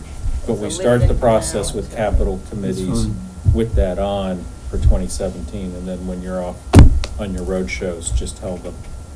Like last year, we had the issue with the LED and the well, and we said, we want you to be considering this, but we may pull it if we can't come up with the financial justification. All right, so then leaving the fire alarm panels where they are, taking out the doors, puts us at 324,118. I don't have any more wisdom on that subject other than the simple math. And then I think our motion is just to say that this is what we're ready to advance to our capital committees for We don't have a FY motion, 17. no. For discussion. We don't even have a This is motion. Do we, It's can we just a just draft. review? I don't know, if we don't need to do a We don't motion need to do to it. hand it And off. can I just ask a question about this maintenance building and feasibility study? Will we come back to that at some point and have discussion yeah. before we go off to do the Yeah, study? Yes, And absolutely. um, No, there's still more work to do Yeah. Okay. on that. And I why, just wasn't and sure how that worked. that's why this isn't an action item tonight. The goal was to hear the feedback. There's a couple of tasks that we need to do to perhaps tweak some of this. I think there's another conversation internally around the fire alarm panels. And the plan was to get this information back to the committee prior to the joint meeting on November 10th, and that there would be a brief meeting prior to the joint meeting to accept the capital plan. Oh, And then we would pass that on. And does that work for, I don't mean, Can I ask a question? What's the maintenance building? so, I a just don't even building. know what it is. Is it a Oh, new sorry. It's building? behind. It would be a new building Existing or an building. addition to an old building, yeah. See, that's the part I've never understood, is how much is it the existing building that's there, that's behind the high school by the stadium stands? Oh, there's a building back. There's a Yes. building back there. Imagine that. But Well, there there's was containers. also whether this would be an Okay. expansion or an additional something building. It was else. always very vague. We So never it's really. used for storage of maintenance equipment? Yes. But this is explained to us in that it was, Ralph is now having to store outdoor equipment Right. outside under tarps. Yeah. And so And the that's the TARP need for budget has that. grown just unacceptably, so. Just in case someone asked me, I Yeah. wanted to just. So, yeah, so it's good. hence the suggestion to do a feasibility Yeah, study. yeah. You know, does that, what's out there now, does that get rehabilitated, Yeah, rehab? you don't know. With perhaps an addition? Is it too far gone and we just need a larger, perhaps multi-purpose? So that's why it makes And sense to me to presumably- do a feasibility. Presumably it wasn't touched in the renovation. And that Sports blue bag. thing near the, Too many. near the side field when you drive in, that's sports equipment. Over there? Yeah. that's football. That's all football. That's just football. Yes, and that's one, that's, yeah. That's separate. There's other sports stuff in that container. Okay, Okay. thank you. I do have one other issue that I want to bring up, though, about this, if we're ready to move past this particular bottom line, and that is, out at the end of the onsite insight report is the roof, possibly roofs. And it just seems to me, since we know that at some point in the future, which is now getting closer and closer, we're gonna have a very large bill. And it seems as though, since we are now involved in what is a regular capital process, whether there's some way to start putting money aside for that very large bill, or whether in fact we are hobbled in that way and must simply appropriate it when we want to spend it. And I don't know the answer. I know Bill and I talked about this, and I don't know whether you've been able to make any progress on that or not. So to meet our obligations to our capital committees, you do need to add 2020 and 2021 in the forecasts. And I believe the roof hits. You mean because of the 5-year? Because they desire, I know both Sherborn and Dover like to have a 5-year lookout. Yeah. I believe the roof is 2021. I couldn't pull it out to tell you you're wrong. Yeah. I think that I would definitely harp on that when you're with Sherborn, because I know Pine Hill has a large roof, and fortunately we missed the window and Frank's almost out the door. I don't know when that is, but it's also $1 million roof. Yeah. So there's that, at least for one town, the ability to probably not have them come at the same time. And then with regards to advance funding, I think that's a discussion that we would want. Ours is in 2021. Isn't? No, it's 2028. No, there's another Is there one. I another could have one? sworn, yeah, earlier. All right. Okay, anyway, go ahead. In any event, whatever it is and Yeah. however much it is, That's the I'm middle just school. more interested in the question of whether we can and whether we should be setting aside what would be a slightly painful but not terrible amount of money, so that when the time comes, we don't visit on our town's financial crises. No. I don't would know whether raise you that guys when have you're. appetites for this or not appetites for this, but it's in, we just know it's coming. Yeah, we do, we know. Yeah. I think I- you should talk to the capital budget Yeah. committees when you go Yeah. speak with them and get their, I think you should keep asking the question. Yeah. Because I think the answer changes depending on circumstances. Which I I'd be think the happy to do, precedent- but I don't want to do Yeah. it, I mean, like, we didn't pre-save for a $950,000 fire truck, and I can't speak for some of the bigger ticket toys that Dover has had to purchase, so.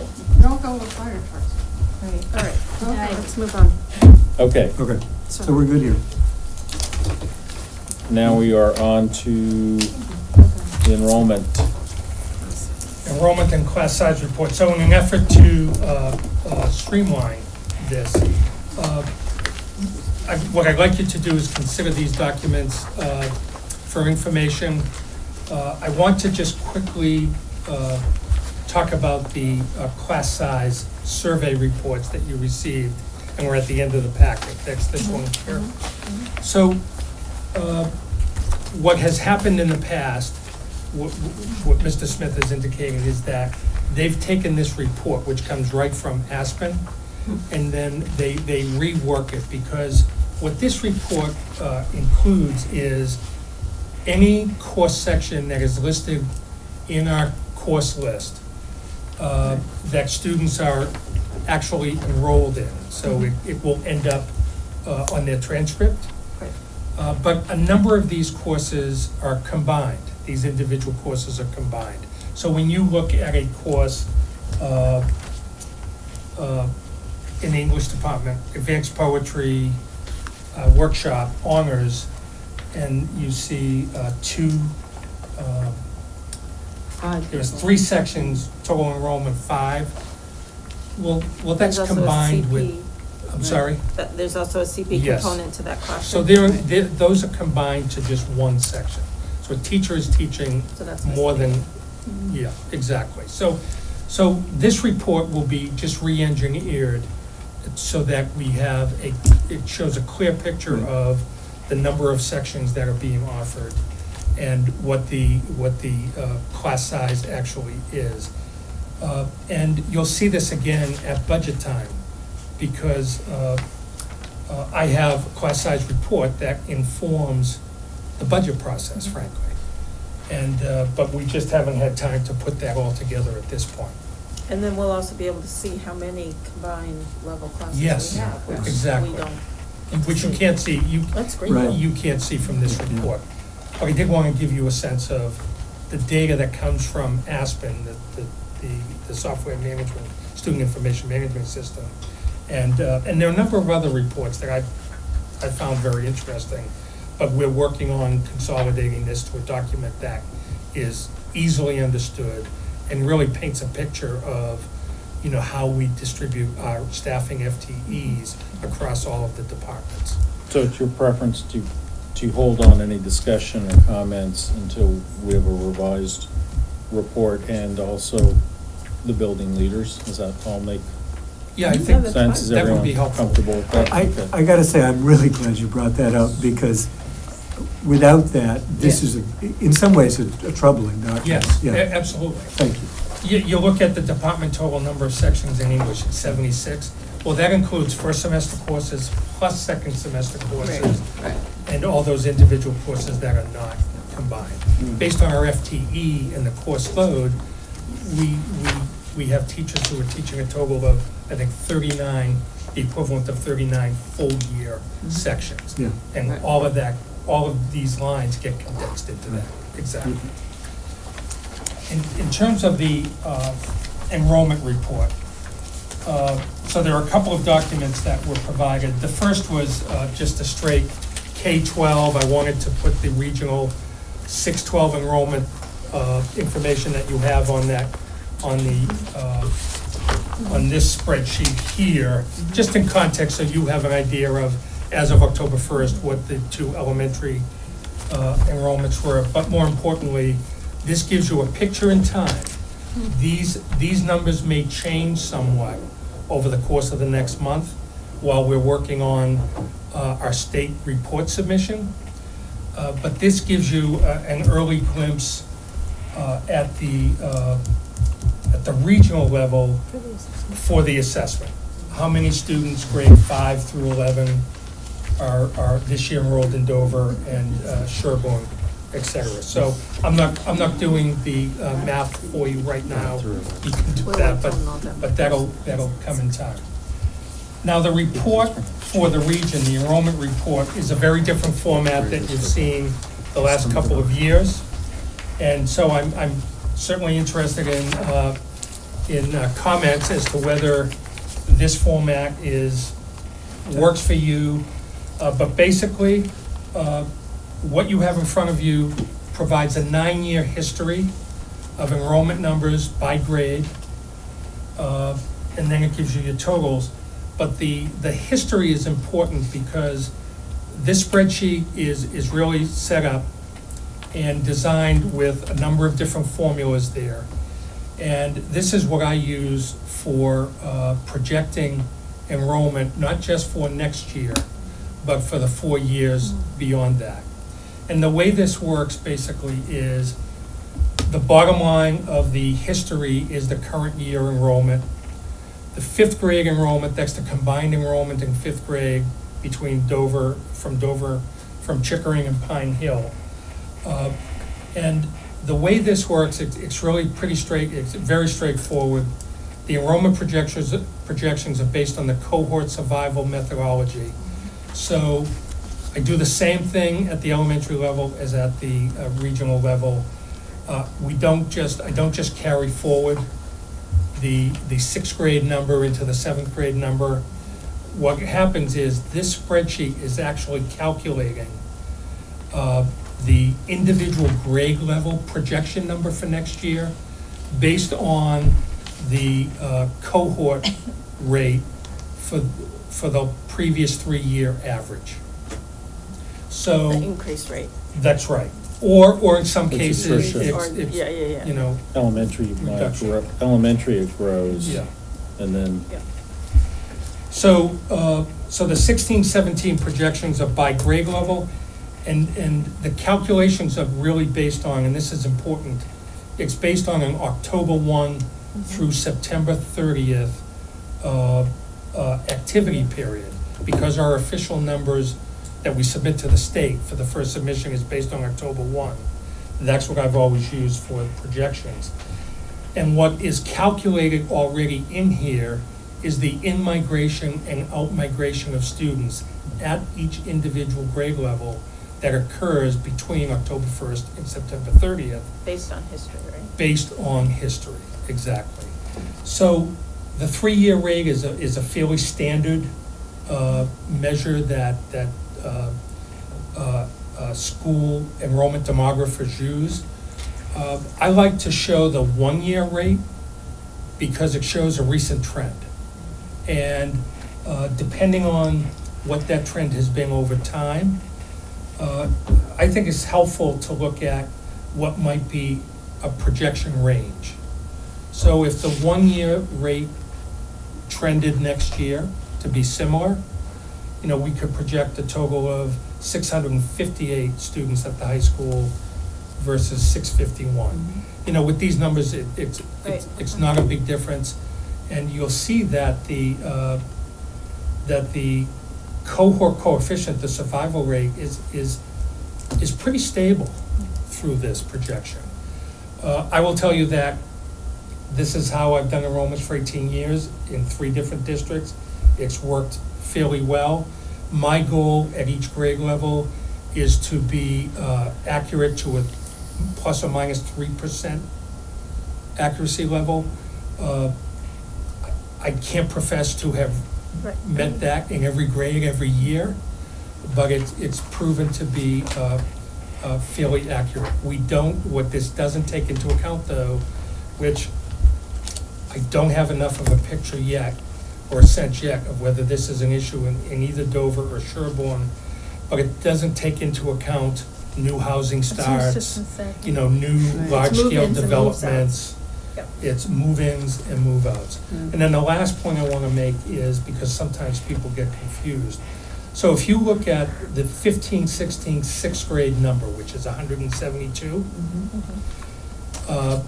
the cohort rate is 99% survival rate to next year. So the 16-17 projection for 7th graders is 1 student less, 171. But I just want to underscore this. The 171, that number, does not mean that 171 of the same kids who enrolled in 6th grade in June, It's a net. Are there. It's a net of the Net in and moves out in, migration. yeah.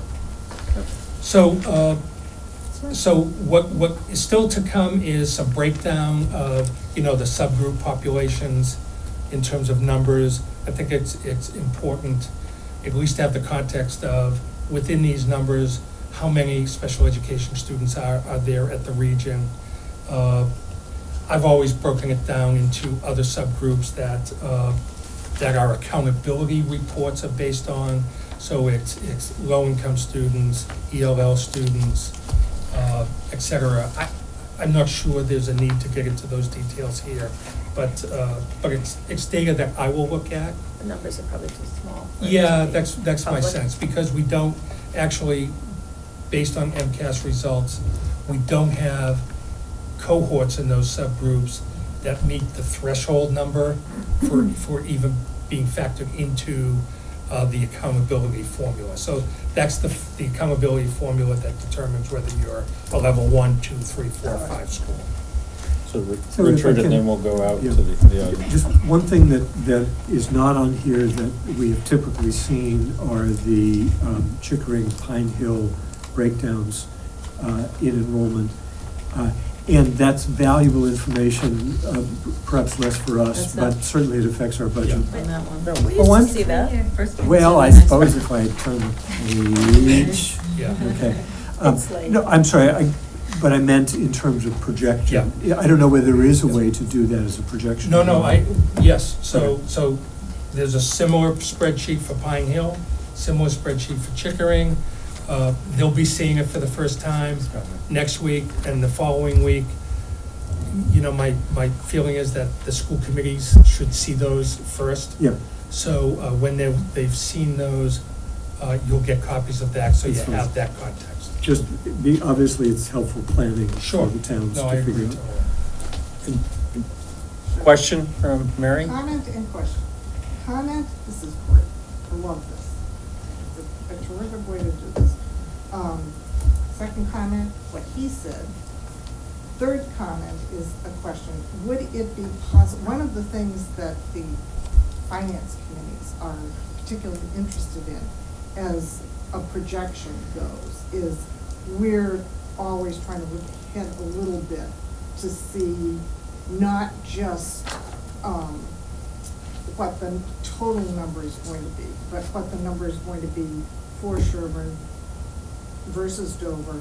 And there have been historically points where the transition hasn't been 100%. So for example, it's from 5th grade to 6th grade, how many from Sherborn are transitioning and how many from Dover, from 8th grade to 9th grade. And then oddly enough, as I was looking at, we've had from last year, 10th grade seems to be another year, which surprised me because, for whatever reason, but it does seem to be. Private school. Yeah, but You don't don't get they into ninth start, grade. well. Yeah, you that's redo right. ninth grade. That's the So new that's- trend. So whatever, but it would be, I think, helpful for us if the projections could somehow include, a projection as to, of the, Okay. 100 kids Yeah. at Chickering in grade 5, how many of them are going to make it through to the high school? There was some so that- work done, sorry, Yeah. Mary, there was some work done, I think when Denise was here, on, I can go back and see if we can find it, on those transition years as to how many people we lose and gain. Right. That- and- that's So- really but what if Mary it I'll- was just I'll- part of the calculation, it would just Yeah. pop out, I'll- because you can do anything with one of I'll those engage them in- spreadsheets. So in that, that. I think that would be valuable for us to have in addition to this. I mean, I think this is great. That would be a really nice little Okay. tweak to it. Yeah, we may have to have a conversation. Yeah, I'm well- not exactly sure. I think I can That, but- translate okay. what Okay, but- they're looking for. But let me just, as an example, the 5th grade numbers that you see Right, on this sheet yes, for projections, yes, those are actually projected numbers right. from both Chickering and Pine Hill that, But they're combined. they are for this purpose, that's right. Yes, So and- I'll take a look at that Yeah. and see if there's a way that it can reasonably be factored in. Uh-huh, Yeah. because that would be helpful for us. I mean, I can break out, I can tell you on the 16-17 projection, how many of those 161 are Pine Hill and how many are Chickering. That's what we're. Yeah, Oh, yeah. so Oh, yeah. I'll Oh, follow sure. up with them. And You- As we You'll go see into that on budget each season. individual elementary enrollment projection. It'll be broken Okay, out. yeah. Because you'll have the same But report. it would be nice to have it all on one sheet. Okay, You- well- You might have Well, to turn the I know, page. I know, but So- all they use dictionary magnifying glass. Before Yeah, we, okay. So we do have an important I do know, Yeah. thank you. final agenda item before we I just get want on to say, Michael, okay, before we take this document too seriously, 3% for next year, that's acceptable, but then you're gonna have 3% on top of that uncertainty and 3% on top of that uncertainty, best case, right? So going out 5 or 6 years, it's wonderful to see these numbers, but you can't, do I misunderstand? No, you? sometimes your errors will compensate. Yeah, I wouldn't that's true. necessarily add, that Yeah, that's implies true. That every does- year, yeah. your error is in the worst case as it Yeah. was last year. Fair enough. So, So the 3% margin of error is the way that I've done this, and if the district continues to do this, spreadsheet is here, is really just a 1-year piece, because all those calculations, all of those get recalculated the Oh, I following understand. year based on what the actual enrollment is. Yeah. And if you're trying to forecast a budget based on what the 21-22 projections are on this sheet, well, I mean, I can tell you, it's a hit and miss proposition. That's my point. Yeah, yeah. so it's already time to start thinking about fiscal 17 budget. That's what we've been thinking about all night. But the budget. Oh, So, did people have specific concerns and issues or items they want to raise at this point for Bill and the building leaders and Hans, or are we, healthcare just took the life out Well, of us? Healthcare is certainly probably the biggest nut to figure out, so I guess I would put my point behind that, certainly in terms of importance. I think given in the high school specifically, given everything that we are doing with Challenge Success and preparing kids for college and basically seeing them out the other end of the pipeline, because we do such a great job of bringing them into the pipeline and having them in the pipeline, that I would like to have the guidance department look at current staffing and figure out if we are meeting the needs of our students under all of these initiatives with the right level of personnel in the guidance area. I mean, I know we added a half of a person 3 years ago. Is that the right staffing number? So that would be something that would. Given the demands of the department. Right, that's something, having just lived through the college process is something that's more near and dear to my heart, I guess. Thank you. No, I would second that as well, just because I think there are other towns that are doing a little bit more aggressive job at helping the kids with interviewing and this kind of thing. So it's a good point. I mean, it still wouldn't come, it would still, to me, come behind making sure we have the right number of teachers teaching core subjects. So I don't mean to elevate it above all of that, but in the mix, I would put it on my priority list somewhere. I had, again, class size, you know, which is always an issue, and the closer we get, and we seem to be bumping on 25, 24, 25, 26, you know, in an English class, you know, it may work other places. It works here because we have great teachers, but are the teachers really getting through the volume of work to get it back to the kids? And I still, even this year, hear accessibility of teachers at after-school help, which is important to many students' success. So if you have more kids going and they're not able to see the teacher because there's only 20 minutes, that kind of thing. So specific to that concern, I'd somehow want us to get beyond the anecdotal or what we hear, and is there a way to actually consistently gauge, do students have what they need, rather than, it's hard when you're sitting in a back-to-school session and 2 of the 5 teachers you hear purposely make a point of telling you how big the class size is and how unhappy they are. No, I'm not the class size, I'm talking about strictly how that impacts. Because not every class they have is 25. If they have 25 and there's 18, right. their aggregate load, which influences accessibility, will work its way out. Right. Not specific to some of the peak class sizes that occurred this scheduling cycle. I have heard over time, you know, oh, the teachers aren't accessible or whatever. I just would rather, I'd like us to know that that's definitely the case, and it's not anecdotal comments we're hearing from a few students and or parents. And I'm not sure how you know, Michael, because for instance, a teacher does a class survey and asks for the kids to put their name on it. They all pass it in and go, class is great. That doesn't necessarily mean. There's other survey vehicles that are anonymous that say, do you feel like you have sufficient access to your teacher when you need it? Yeah. And we do that. I don't know. Or by subject. Right. I just think that before we react on that, I want to see. I don't know whether it's a specific question on the tripod survey, but things like that. And that is anonymous and it's validated, and we'll get a lot of rich information from that, not in time for this budget year. Clearly, they have a lower teaching load than in many other high schools in our peer group. I think if you look at your total number of students assigned.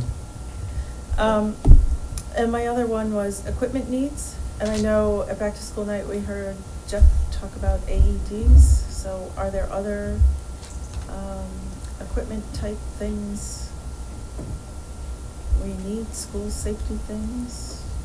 I have no idea what. I'm sorry, someone talked about what? AEDs. AEDs? External defibrillators. Yeah.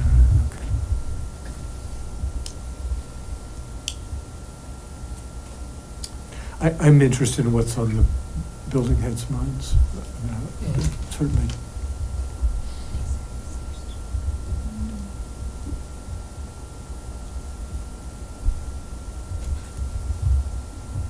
Carolyn or Lori or? Okay. All right. Thank you. Consent agenda. Oh, just, Superintendent, sir? Do you want an update? oh, on I'm sorry, superintendent? I am just jumping ahead Okay. again. I'll give a very quick update. The job description will stay open until the 21st of October. We have indeed had interest both from within New England and beyond, outside of it. Certainly doesn't hurt to be named the number 16 school in Newsweek and to have a nice piece done by New England Cable News at the same time that you're out looking for people, which is helpful. Our search firm, NESDEC, ran multiple community input group sessions. They collected about 100 different points of input, whether in person or via survey, that will be consolidated into a 32 approximately page report that we will get in anticipation of our joint meeting on October 20th, where basically we will use that as the basis to start crafting a profile for the next superintendent. So your homework before the 20th will be when we get that, to make sure you have read it before the 20th. The screen. It's a few days. Yeah. Do you know? When we're getting it? Yeah. Hopefully very soon. Oh, okay. I think by at least a week in advance, hopefully more. The screening committee is under development. So far, we have a number of number of people set, and we'll be doing a press release by the 15th, which was the date by which we said we would announce, where we will announce the different school committee members that are on it, the DSEA reps, as well as the community representatives from both Dover-Sherborn and Boston. We have parents interested from all three places. The search team met to try and go through a process, and we'll be communicating out to you guys in the next, hopefully, few days. And that's it. Okay. Okay, I'm done. Okay. You're back up. Consent agenda. Are we comfortable going under consent agenda for those three items, or do we need discussion on anything specific on the field trip? Yeah, so Okay. I did notice that there was some logistical information and other information that would have been helpful to be provided. Yeah, usually we get the. So, yeah, so I should have reviewed that, I did not, I apologize. So what I would request is if you We do it. Are we approve meeting on it. the 20th? Well, this will allow them to start yeah, the like- planning process, which I think is important, and I will make sure to bring back all of that information. My understanding is this is an annual trip. The agenda's not gonna change, and the question is with the cost. Well, my concern is, Okay. so in the first couple of years, they were leaving at like 3 a.m. And then it sort of got that the kids were leaving at 6 a.m., or 5 a.m., a little later. And last year, we're back to kids getting up at 2 or 3 and leaving in the middle of the night. So this, That's not great, and I know they say there's no control over that, but there is some control over that. so I'm not sure, So but I have some I would concerns think around that. And there the costs, is, the last couple of years, the costs have gone astronomically high, so. Well, they've gone higher. I'm not sure it's not orders of magnitude Well, higher. it used to be like 650, and now it's well over 1,000. No, it was 80-something last year. Is it? I remember because Oh, I somebody thought it asked me was to look like- into it. It was No, I definitely not thought it over was- 1,000. I Anyway, don't think. so if you would approve it subject to further review of yeah, I'll just abstain. of the, I'm gonna abstain. That's fine. Have we had adequate scholarship monies available in the past, or has Yes. that been an issue? Yes. Okay. It's other pizzas. No, not those pizzas. Right. Yep. I've made They're delicious. All right. Yep. And you're really I'm glad hungry. my daughter Okay. went with her own Okay. make Do donuts you want to and move to? cupcakes. Okay, I'll so make a let's, motion to approve the consent agenda. Second. all in favor? Aye. Aye. I'll abstain. One abstention. Okay. All right. So in the packet, we have a draft of the proposed school year calendar. I think the desire was to have a joint meeting conversation around that in November, but to float where we were going with that. We have participation rate data, some school committee meeting minutes, and then again, it was my preference to review at least a higher level MCAS, SAT, and AP for the district, and then we bring it back to our school committee for anything that's specific to our two buildings. So we're doing for that more in detail. December.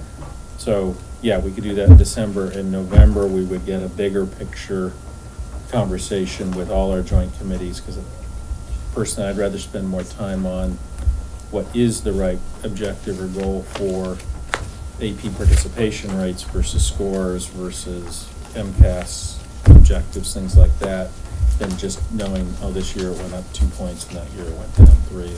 It'd be kind of like a stock market report. Out of curiosity, is it, I know it's reported 3 and above. How do we have that data? Would it be like just a question of changing the sort to 4 and above? Or is it like we would have to really, it would be labor intensive? No, No, the data's with the state for everything. 4 is what you need. Yeah. Because 4 and 5 is really what Correct. I mean. Like 3 is sort of irrelevant. And that's available to be compared to other high schools as well, because the state publishes the entire distribution of scores for every It's all in AP there. topic. Yeah.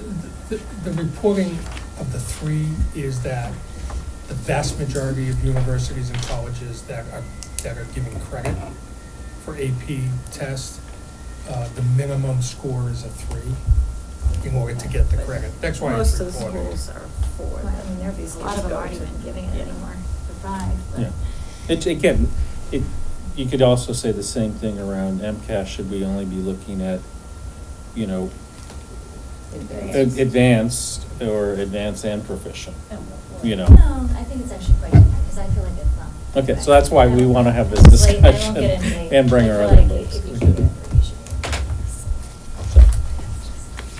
do it.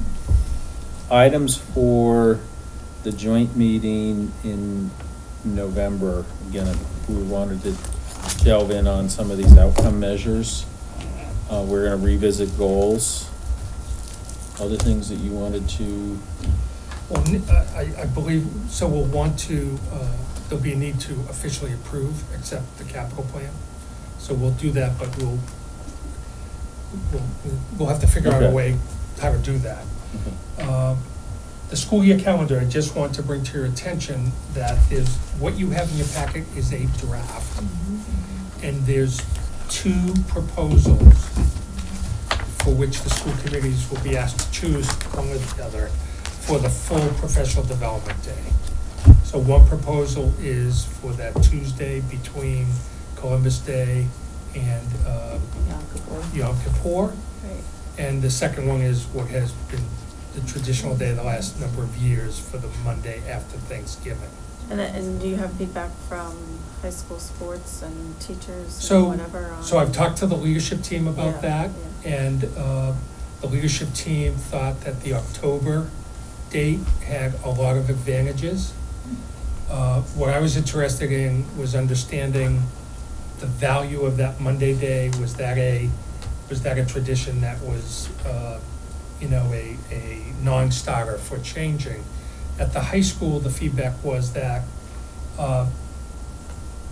that's always the first day of winter sports season, and they find that not having the kids in school that day can create some logistical issues, especially around paperwork, that there's an opportunity if kids are in school, if there's some last minute needs around paperwork, it's easier to get it accomplished that day.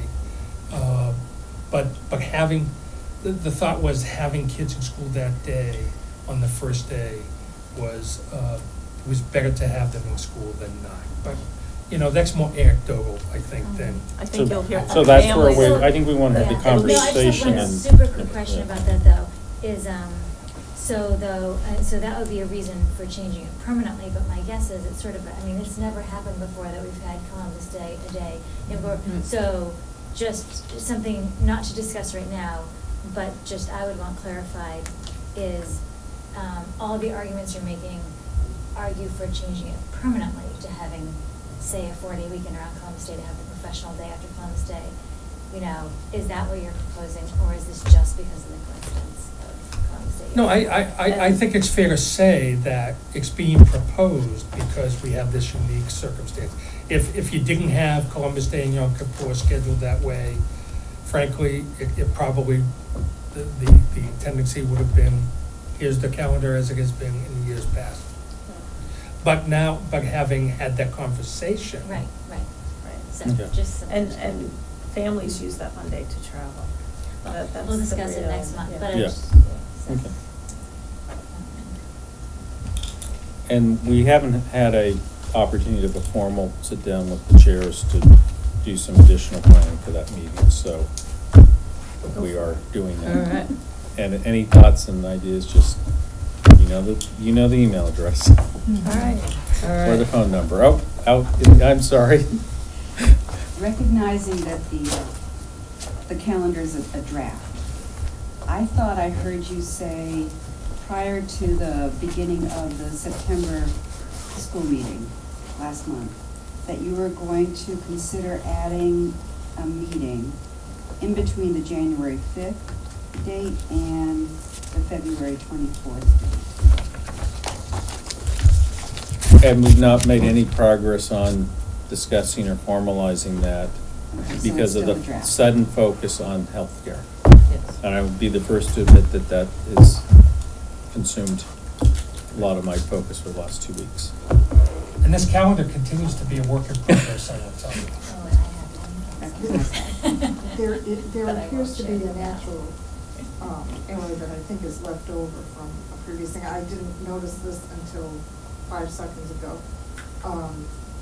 You have the Sherborn open hearing scheduled for March 19th, and that would have been correct, except it no longer is. Do you have a Like I date? said, Yes, Yeah. the 12th. yeah, that's helpful. Thank you. Okay, Moved on. so we'll No need to update. keep it a secret. No, it's not a secret. They, Okay. Motion to I'll adjourn? leave it at that. That's fine. Second. I don't think that That's- that necessarily throws It any, just says that you have the right information. by, Yeah. by the 12th, Well, that's good hopefully to have we've the right- sorted things out. Yeah. You've already had a We vote motion, for- second. Carol, it's- Okay, It's an apparently, insurrection. that's all. We're doing. Did you do it? And I'm so seizing that power. the person taking the Yes, meeting Amy. minutes Yeah, off Amy, of the. Amy will see everyone get up. All right, Okay. thank you. Exactly, we adjourned, Hello. Amy. Apparently I voted yes to Amy. Thank you.